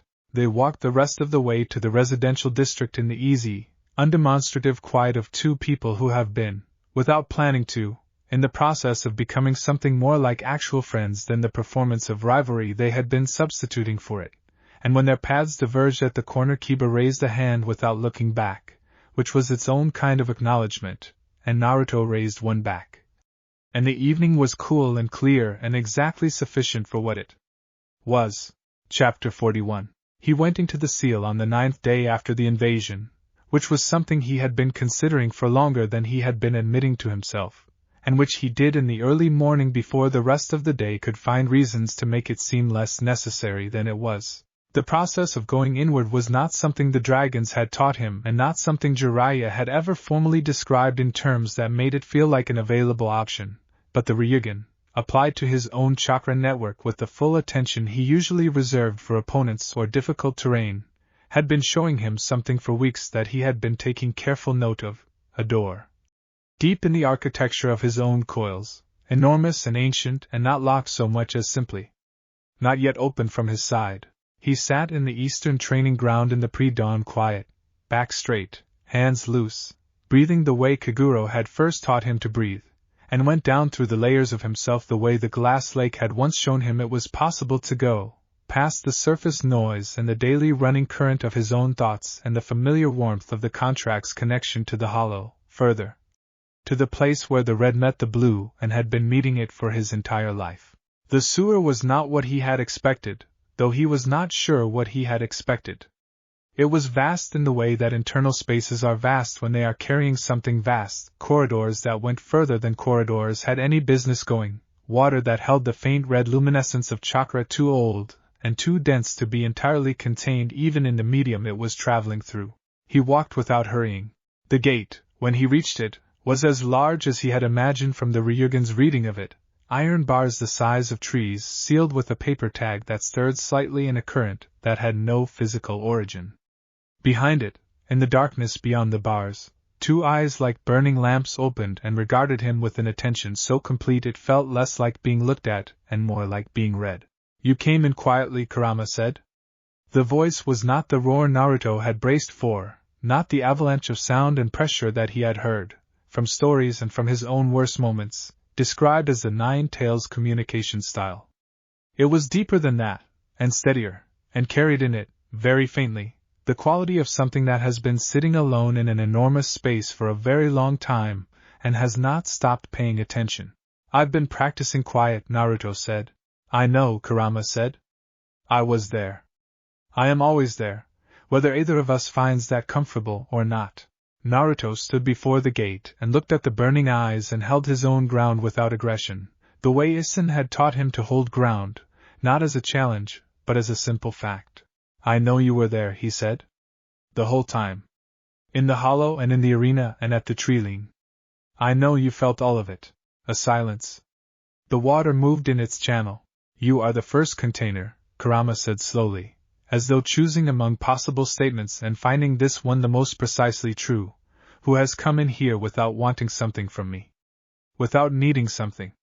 Without being afraid. I'm not afraid of you, Naruto said. I understand you better than that. Do you? Not a challenge. A genuine question, shaped differently from the way challenges are shaped. You are in pain, Naruto said plainly. You have been in pain for a very long time, since long before me. And the pain has made you large and loud and dangerous in ways that were never entirely your own choosing. I know something about that. He paused. I'm not saying we are the same. I'm saying I recognize the pattern and I'm not going to pretend I don't. The burning eyes did not move. The darkness behind the bars shifted slightly, the enormous body in it adjusting with the slow deliberateness of something that is deciding, very carefully, whether to believe what it is hearing. What do you want? Kurama said. I want to stop sitting beside each other inside the same body as though we're strangers sharing a room neither of us chose, Naruto said. I'm not asking for anything from you. I'm not asking you to be something you're not. I'm asking whether it would be acceptable to you to just be here, without the pretense that one of us is absent when the other is present, because I don't think either of us has ever benefited from that pretense. The silence this time was very long. You sound like something that has been talking to very old things, Kurama said. I have, Naruto said. Dragons? A sound moved through the darkness that was not quite identifiable, vast and low and not entirely hostile. I tasted it in the chakra. Old. Patient. They taught you patience. They tried, Naruto said. I was a difficult student.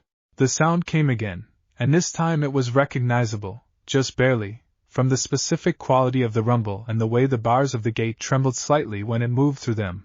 The 9 tails, oldest of the sealed beasts, unmistakable in its power, and its age, and its enormous, long-contained solitude, was laughing.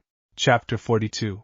He went back into the seal every morning for the following week, not for long, not pressing for anything the space did not naturally offer, only sitting at the gate and talking, the way Kaguro had once sat by the glass lake and talked, as though the talking were the point and not an instrument toward some other point. Kurama did not always respond in words. Sometimes he sat in the dark behind the bars with his burning eyes open and simply listened, and sometimes he said things that arrived sideways, observations about the world above rendered through a perspective so old and so vast that they landed with a weight that had nothing to do with their length. On the 3rd morning he said, the spiral-marked ones always smelled like the ocean. Even the ones who had never seen it.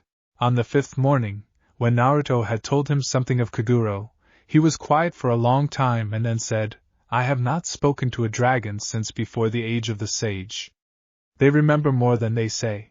On the 7th morning Naruto sat at the gate and did something he had not planned and did not entirely decide, only found himself doing, the way the best things had tended to happen since the hollow. He reached through the bars, not in demand, not in supplication, only open-handed, and waited. The darkness on the other side was still for a very long time. Then, slowly, with the particular deliberateness of something that has not chosen to extend itself toward another living thing in a very long time and has not forgotten the specific quality of the decision that extension requires, Kurama pressed one enormous claw against the inside of the gate, close enough that the tips of Naruto's fingers rested against the iron where the claw met it on the other side. They stayed like that for a while. I hated your father, Kurama said, eventually, in the specific tone of someone stating a fact rather than reopening a wound. I know, Naruto said. I hated your mother before him, for being the previous container. I was not kind to her, in the years she carried me. She seemed like someone who could handle not being handled kindly, Naruto said carefully. She was louder than you, Kurama said.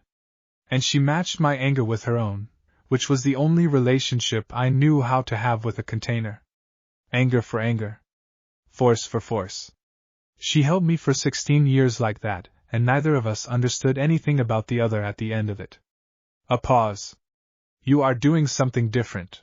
I'm trying to, Naruto said. Why? Naruto thought about the honest answer, which was not complicated but which deserved to be said precisely.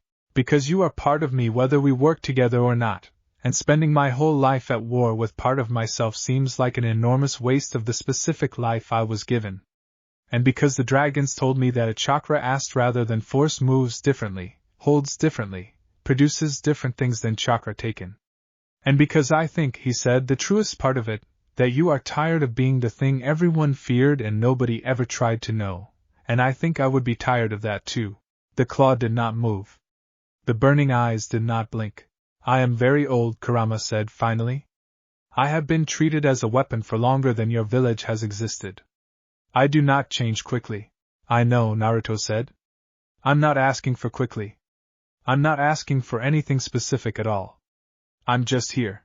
The sealed space held them both in its enormous, water-lit quiet, and neither of them said anything more that morning, and it was enough, it was more than enough, it was the specific beginning of a thing that had no name yet because it had not existed long enough to need one.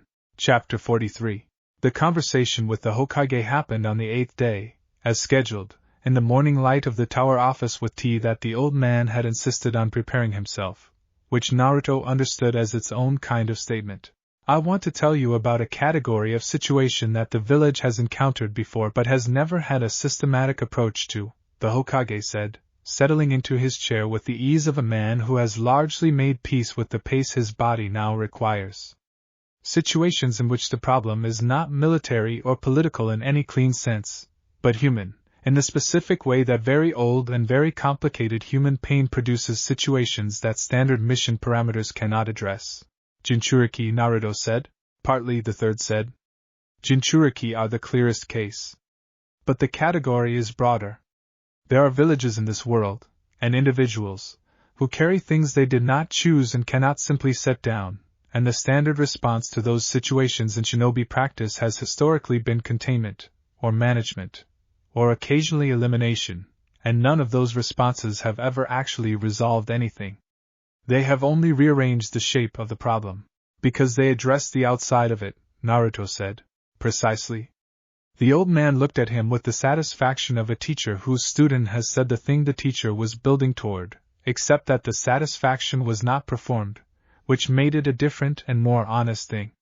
You are the first person I have had available to me, in a very long career, who has approached one of these situations from the inside and produced a different kind of result. What happened with Gaara at the Treeline and what has apparently developed in the correspondence since then are not outcomes that any conventional mission framework would have produced. What are you asking me to do? Naruto said. I am asking you to be willing, on a case-by-case basis, to go towards situations of this kind when they arise, with full discretion about method and approach, which I recognize is not the way missions are usually structured, but which I believe is the only structure appropriate to the kind of work that actually helps in these cases. The Hokage looked at his hands, which still carried the faint marks of the invasion's cost. I am also telling you plainly that the world is moving toward a period in which these situations will become more frequent and more severe, because the forces that produce them are in motion and have been for some time, and the people with the vision and the resources to see what those forces are building toward are not yet in agreement about what to do about it. Akatsuki, Naruto said. The Hokage's expression did not change, but something in the quality of his attention shifted in a way the Ryugen caught clearly, the specific chakra signature of a man encountering a reference he did not expect from the speaker he is currently listening to. Jiraiya mentioned them before he left, Naruto said. He said they're collecting? I've been thinking about what they're collecting toward, and the Hokage said, with genuine care. And I think the thing I am is on their list, Naruto said, with the same plain steadiness he brought to everything the Hollow had given him the capacity to hold. I think they want what's sealed in me, and I think they want it not because they hate me specifically but because I'm a resource to them, the same way I was a resource to the village before I was a person to the village, and that's a familiar enough pattern that I know how to think about it clearly. The office was very quiet. Yes, the third Hokage said, finally, and the word carried a density that simple words carry when they are standing in for longer and harder things. That is accurate. And it is part of why I want you doing the work I am describing rather than purely standard mission assignments, because the work I am describing requires you to be present and known and in contact with the world, which is a form of protection as well as a form of service. An Uzumaki who carries the 9 tails and is connected by contract to the oldest summon line in the elemental nations and who has demonstrated, in public and documented circumstances, the capacity to walk toward the most volatile situations in living memory and change what happens in them, is considerably harder to simply collect than a name on a bingo book. Naruto absorbed that for a moment. You're telling me that being visible and real is part of the strategy. I am telling you that the world tends to treat people as objects when it does not know them as people, the Hokage said. And that the most effective counter to being treated as an object is, and has always been, to be so undeniably a person that the object framework fails to load.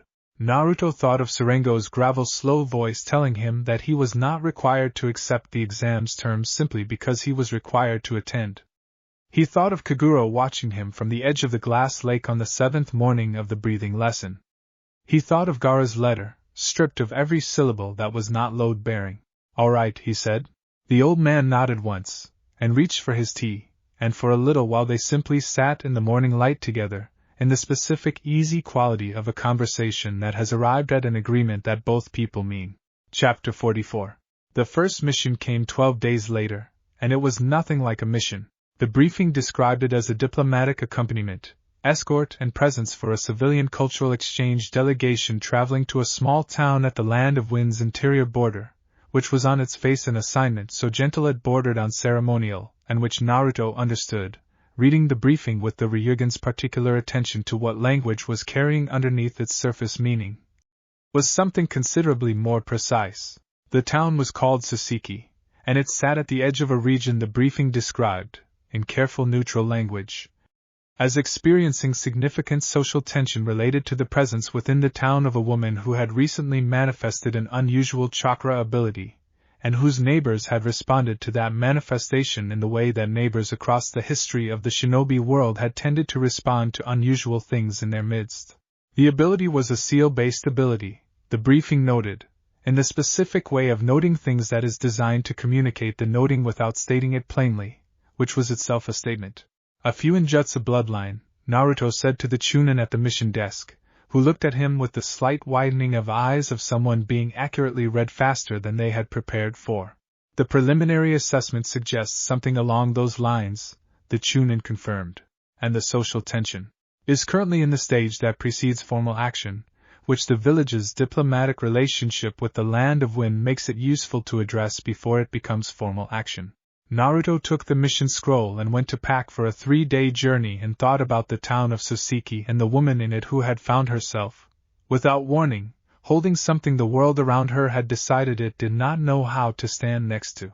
He traveled light, in the gray jacket with the crimson thread, the Chunin vest worn openly because the Hokage had suggested that the formal position being visible was part of the work, and moved at a pace that was efficient rather than urgent, taking in the terrain with the Ryugen's quiet attention as the landscape shifted from the fire country's familiar green to the drier, harder soiled transitional country that preceded the wind borders.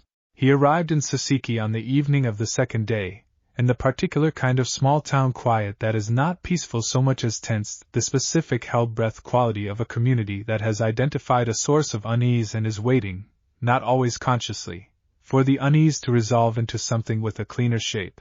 The woman's name was Chio, not the Sand Village elder but a different Chio, younger, perhaps 30, with ink-stained hands and a watchfulness about her eyes that had the quality of someone who has learned, recently and against her will, that ordinary attention is no longer sufficient for the situation she now finds herself navigating.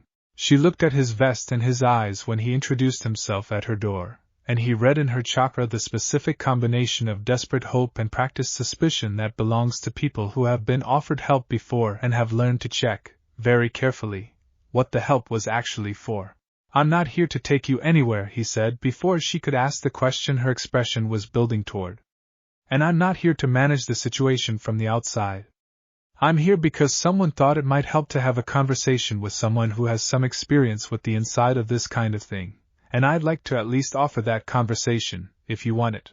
She looked at him for a long moment, reading his face the way people read faces when the stakes of misreading them have recently become real. Then she opened the door wider and stepped back to let him in, and the evening light fell across the ink-stained hands and the careful, watchful face and the faint markings visible at her wrists that were not quite like his own markings but that belonged, undeniably, to the same ancient vocabulary. "You're Uzumaki," she said, not as a question. "Yes," he said. "I thought that line was gone." "Most people do," he said. "That doesn't mean it is." Chapter 45. They talked for most of the evening, at a table in her small kitchen with tea either of them drank very much of, and what Chio described was familiar to him in the specific way that someone else's particular experience of a general truth is familiar, not identical, not interchangeable, but recognizable in the way that different rivers are recognizable as the same thing even when they look nothing alike. Her ability had manifested 6 weeks before, apparently unprompted, though the more she described the circumstances the more clearly it resolved in his reading of it into something that had been building for years and had found its moment of emergence in a night of high stress and genuine fear for her family's safety during a border dispute that had since resolved. It was a sealing ability, and it was old, considerably older than anything she had been trained to produce or expected to find in herself, the specific vocabulary of it belonging to a tradition of fuinjutsu that was not commonly practiced because most people who might have practiced it had stopped having descendants 300 years ago. I keep making things, she said, and her voice had the flat, bewildered quality of someone describing an experience that has not yet been sorted into comprehensible categories. Not on purpose, or not consciously on purpose. I wake up sometimes and there is a seal on the wall above my bed that I have no memory of drawing. It doesn't do anything harmful. It's actually, I've worked out, a ward of some kind. But I didn't choose to put it there. Do you know what it says? Naruto asked. Some of it. Enough to know it's not dangerous. But the script is older than anything in the books I have access to, and I can read most of what I come across. She set her hands on the table, palms up, and the markings at her wrists were clearly visible in the kitchen light, fine and deliberate and precisely Uzumaki in their spiral grammar. I'm not frightening anyone intentionally. I'm not doing any of this intentionally. But the town doesn't distinguish between intentional and unintentional when what they're watching develops faster than their ability to assign it to a category they already have. No, he agreed. They usually don't. Is there something I can do about it? Some way to stop, or to control it well enough that it stops being visible to people who don't want to see it? He thought about how to answer that honestly, because the honest answer was not the simple answer, and she deserved the honest one. Control, probably yes, with time and work, he said. Stop it entirely, I don't think so, and I'm not sure you'd want to even if it were possible. What you're describing is not an aberration. It's a bloodline waking up, and bloodlines are not events that happen to a person, they're things that a person is, and the trying to not be what you are is considerably more exhausting, in the long run, than learning to be it deliberately. He paused. I know that's not the answer that resolves the immediate situation with your neighbors. No, she said. It's not. But her voice had changed slightly, the watchfulness in it easing a fraction, the way a held breath eases when someone has finally said the thing you have been needing to hear someone say. The immediate situation with your neighbors, he said, is something I can spend tomorrow addressing, if you'll let me. Not by explaining you in terms that require them to accept something they're not ready to accept. Just by being present in the village as what I am, visibly, so that whatever category they've been putting you in has to account for the fact that the leaf has an active chunin who carries the same kind of ability, and who is, demonstrably, not the thing they're afraid of. You're going to let them look at your eyes, she said, understanding it. I'm going to drink tea at the village square and let anyone who wants to look at my eyes do so, he said. It doesn't fix anything structurally. But it changes what's possible. And sometimes that's where everything else begins. She looked at him for a long moment. You're very young to be talking like this. I had good teachers, he said simply. Dragon Sage, she said quietly, reading it in some combination of the markings and the eyes and the specific quality of the calm he carried that was not ordinary calm but the trained, deliberate, mountain steady variety. I have read about that. I thought it was mythology. Most true things get reclassified as mythology when there's nobody alive left to correct the record, he said. That doesn't mean they stop being true. She looked at her hands again, at the spiral marks that had appeared without her choosing and that had not stopped appearing, and something in her face moved through the long specific process of someone letting an enormous weight redistribute into a form that is still heavy but is now, at least, being carried more honestly. Tomorrow, she said. Village Square. Tea, he confirmed. Chapter 46. The village square of Saseki was not large, which meant that the morning's quiet business of it resolved very quickly into awareness of the young shinobi who had sat down at the outdoor bench of the tea house with a cup of something warm and who was, very visibly, not ordinary. The eyes were the first thing people noticed, because the eyes were the first thing people always noticed, amber-edged in that slow spiral of crimson that no training manual in any village had a clean entry for. The markings on his forearm were visible because he had rolled his sleeves to the elbow, deliberately, because the whole point of the morning was visibility and partial visibility was not the same thing. He did not approach anyone. He did not explain himself. He sat with his tea and watched the square with the particular quality of attention the hollow had refined in him, fully present, fully calm, and entirely unthreatening in the specific way that only something genuinely powerful can be unthreatening, which is to say that the unthreatening was not performed helplessness but demonstrated choice. The first person to approach him was a child, which was how it usually went in his experience, because children had not yet built the full architecture of caution that adults construct around the unfamiliar. The child wanted to know why his eyes were that color. He explained, simply and accurately, that he carried a summoning contract with the dragons of an ancient village, and that the contract had woken something in his blood that expressed itself this way, which was not frightening so much as unusual, and unusual things were only frightening when you had no context for them. The child asked if he could actually summon a dragon.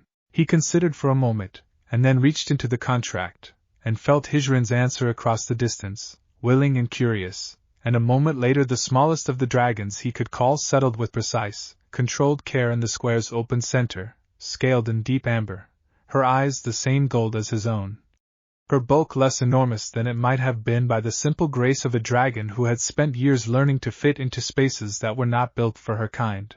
The square went entirely still. Then the child walked directly toward Hijirin with the fearless, utterly genuine curiosity of someone for whom wonder has not yet been classified as dangerous, and the dragon lowered her enormous head to the child's level with a patience that was, Naruto thought, the most purely kind thing he had seen in some time. He watched the adults of Suseki stand at the edges of the square and do the specific work of revising a framework, which was not comfortable and which took time and which was happening anyway, and thought of Kaguro telling him that the world tends to treat people as objects when it does not know them as people, and that the most effective counter was to be so undeniably a person that the object framework failed to load. Chio came to the square an hour later and stood at its edge and watched, and when enough people had done the specific thing of looking from Hijirin to Naruto to the markings on his forearm to Chio and back again, completing a circuit that assembled itself into something they had not previously had the pieces to build, she walked into the square and stood beside him. And he introduced her to the people nearest them with the uncomplicated ease of someone making an introduction at a gathering, where everyone is already in the same room. Nobody told her to leave. Nobody produced the formal language of the concern that had been building for weeks. They stood in the square, and the child asked Hijirin questions and the adults did the quiet, necessary work of understanding that the thing they had been afraid of was not the thing they had thought it was, and the morning light moved across Suseki's small square with the unhurried patience of light that has all the time in the world. He stayed through the afternoon, and left the following morning, and the mission report he filed when he returned to the village was 3 paragraphs long, the last of which read, "Situation resolved. No formal action required. Recommend periodic check and correspondence be maintained through the village's diplomatic channels." The Hokage read it, and approved it, and made no comment on the length or the brevity of any specific paragraph. Chapter 47. Winter arrived properly in the weeks after Suseki, settling into the village with the particular unhurried authority of a season that knows it has nowhere urgent to be, frost on the training ground grass in the mornings, the sky a clear and specific blue that belonged only to cold clear days and lasted until the first afternoon clouds gathered and the air carried the particular sharpness of snow preparing to arrive. Naruto trained every morning through the cold, and the cold was not unpleasant in the way the hollow had been cold, which was to say it was ordinary cold that belonged to the ordinary world, and there was something honest and almost dear about it, the specific realness of a world that had weather. Gaara's third letter arrived on the day of the first snow, which struck Naruto as the kind of timing that was probably coincidental, and which he noted anyway because noting things was a habit the Ryugen had made permanent. The letter was longer than the previous 2, which was itself meaningful. It said, "I have been having conversations with my siblings that I did not expect to have. Kankuro said something that I keep returning to. He said that he stayed, when I was transforming, not because he was unafraid but because leaving was not a thing he was willing to do even though he was afraid." I had not previously understood that those 2 things could exist simultaneously. I thought fear meant absence of choice. I am reconsidering that. It said, "Temari says you remind her of a specific quality she has read about in historical accounts of the Uzumaki, which she describes as an annoyingly calm certainty that the world is going to work out if you just keep being honest about what it actually is." She meant it as a mild criticism, and I think she also meant it as something else. It said, "I have been working with the seal.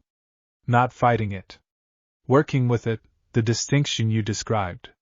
It is uncomfortable in a way that feels different from the uncomfortable of fighting it, and I think the difference might be the direction of the discomfort, whether it is moving towards something or simply resistance without direction.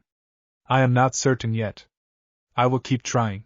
It said at the very end, I have been told that there is a festival of some kind in Konoha at the end of the winter season. I am told visitors are not unusual. I am not saying I will come. I am noting that it exists.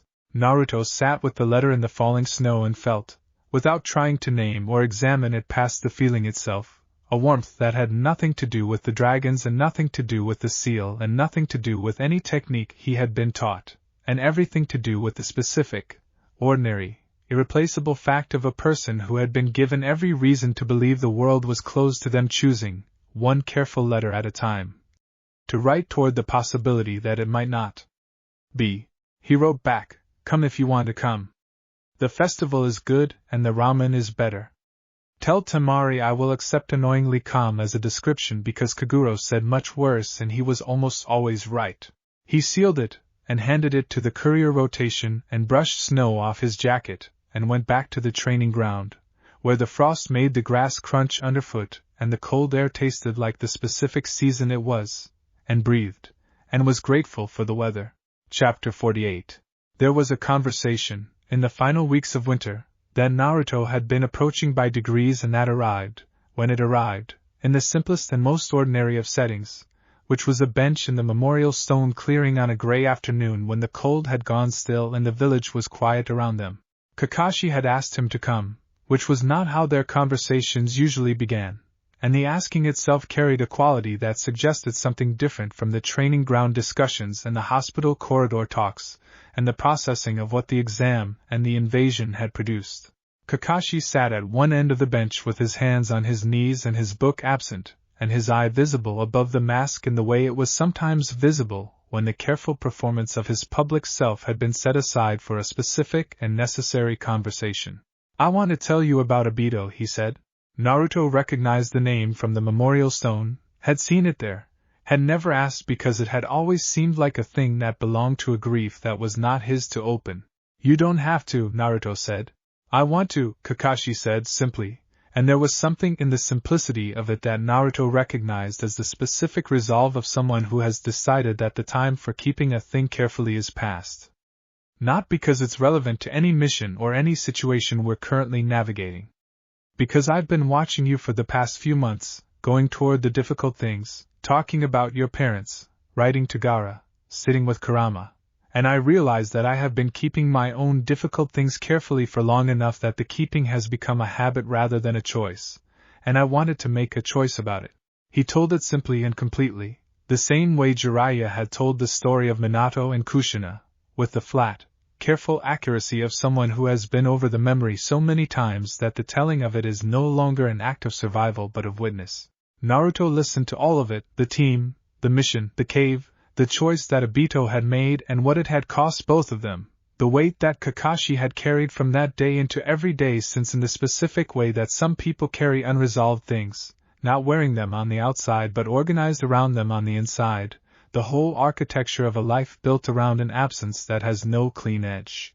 When Kakashi finished, the clearing was very quiet, only the sound of the wind in the memorial stone's base, and the village's distant, ordinary noise beyond the trees.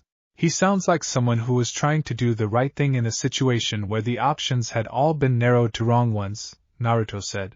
"He was," Kakashi said. "He was 14. That's what I never stop returning to.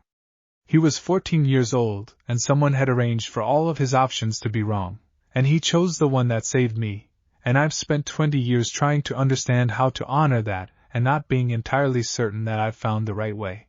"Honoring it might not be a single decision," Naruto said. "It might just be a direction you keep walking in." Kakashi looked at him, and the expression behind the visible eye was the most unguarded Naruto had ever seen on that careful face. The specific look of a person who has been handed something true and real and useful at a moment when they needed exactly that. "Where does a 15-year-old learn to talk like this?" Kakashi said, which was not quite a joke and not quite a real question. "Hollows and dragons and very long letters," Naruto said, which was accurate. They sat at the memorial stone for a while longer, in the specific quality of silence that follows a real conversation, which is not emptiness but fullness of a kind that does not need to be filled with anything additional, and the gray afternoon moved through its own quiet business around them. Chapter 49. Spring came to the leaf the way spring always came, in stages that announced themselves modestly, and then delivered more than they had suggested, the first warmth arriving one afternoon like a considered decision rather than a gradual accumulation, and the training grounds putting out their green overnight in a way that seemed almost willful. Naruto stood in the eastern training ground on the first genuinely warm morning and felt the season change move through him with the same quality of attention the Ryugen brought to everything, the shift in the air's temperature, the different sound the wind made through branches that had leaves again, the particular warmth of chakra in a world that had spent months being cold. He had been in the village for 6 months since the hollow, which meant something and did not mean something simultaneously. It meant that the work of becoming whoever he was going to be had been underway for 6 months. It did not mean it was finished, because the hollow had been clear on this point, and the months since had confirmed it. Open things did not finish, they continued, and the continuation was the point. He had received, 2 days before, a message from Jiraiya, the first since the old sage had left, carried by an irregular courier route that spoke of distances and caution. The message was short, because Jiraiya's messages when they were genuinely operational were always short, and it said, "Things are moving. Stay close to the village for the next while." Not a warning, just information. Also, I heard about Saseki from the third. Good work. I'll explain when I'm back what that matters for. Also, are you actually doing the seal thing? He had written back, yes. It is going better than either of us probably expected. The dragons say hello, which I am taking creative liberty with since they did not actually say it in those terms, but the sentiment is accurate. He did not know when Jiraiya would be back, and he had made a kind of peace with the not knowing, because Jiraiya was Jiraiya and the work Jiraiya did was the kind that operated on its own timeline and could not be hurried without being ruined, and because the 6 months had given Naruto enough of his own work to be in that the waiting did not feel like waiting so much as parallel motion. He thought, in the warm spring morning, about everything the 6 months had held. The hospital room and his parents' names spoken for the first time by people who owed him that speech long before they gave it. The letters, Gaara's and his own, building, one careful stripped sentence at a time, something that had no existing name but that functioned like a specific and particular bridge between two people who understood each other from the inside of an experience most people only knew from the outside.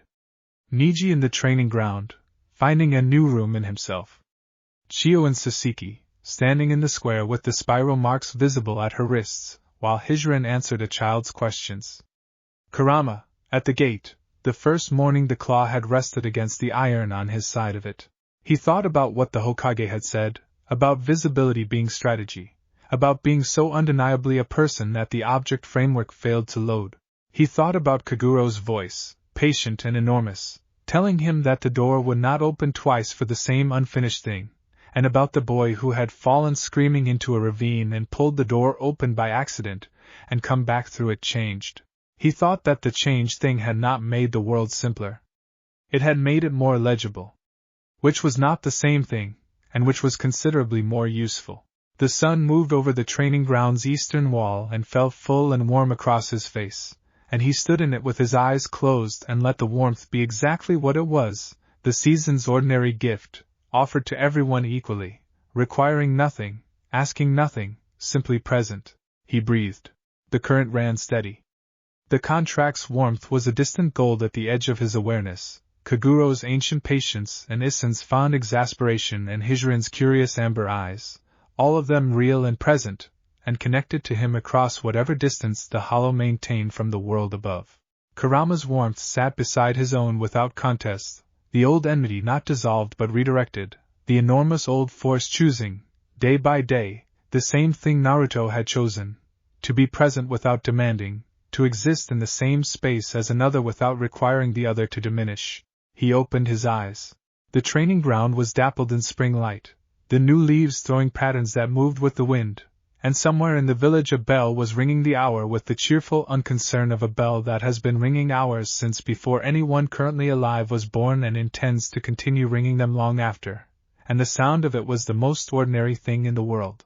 He was exactly where he was supposed to be, doing exactly what the moment required, which was nothing more and nothing less than standing in a training ground in a village he had chosen, in the spring of a year that was still in the process of becoming, alive and settled and undeniably, specifically, entirely himself. The bell finished its count, and the echo of it moved through the morning air and dispersed, and somewhere to the north, on a road that would eventually arrive at the village gates if you followed it long enough, a man with white hair and a scroll tucked under his arm was walking toward home with the particular gait of someone who has been away long enough to have things to say and who is looking forward. In a specific and genuine way he has not admitted to himself until approximately now, to saying them.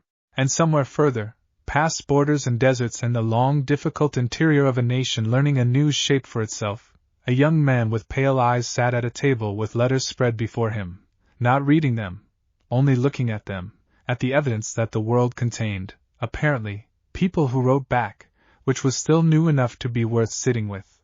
And in a valley that existed at an angle to the ordinary world, under a violet sky that had no equivalent in the elemental nations, a dragon of iron gray and storm blue raised his vast head from the position of rest and opened his molten gold eyes and looked at nothing in particular for a long moment with the unhurried satisfaction of something very old and very patient that has seen enough endings to know what the middle of a good story looks like, and then set his head down again and closed his eyes, and the hollow was quiet around him, and the silver-leaf trees moved in a wind that came from somewhere the seasons could not reach, and the ruins of an old city held their 1,000-year vigil in the deep and specific dark. And in a training ground in the leaf, a boy who had fallen into a door that should never have opened for him and had come back through it carrying something the world had forgotten was possible stood in a patch of morning sunlight and let the bell's last echo find its own end. He was 15 years old. He had the rest of it still ahead of him. He breathed, and smiled, and walked forward,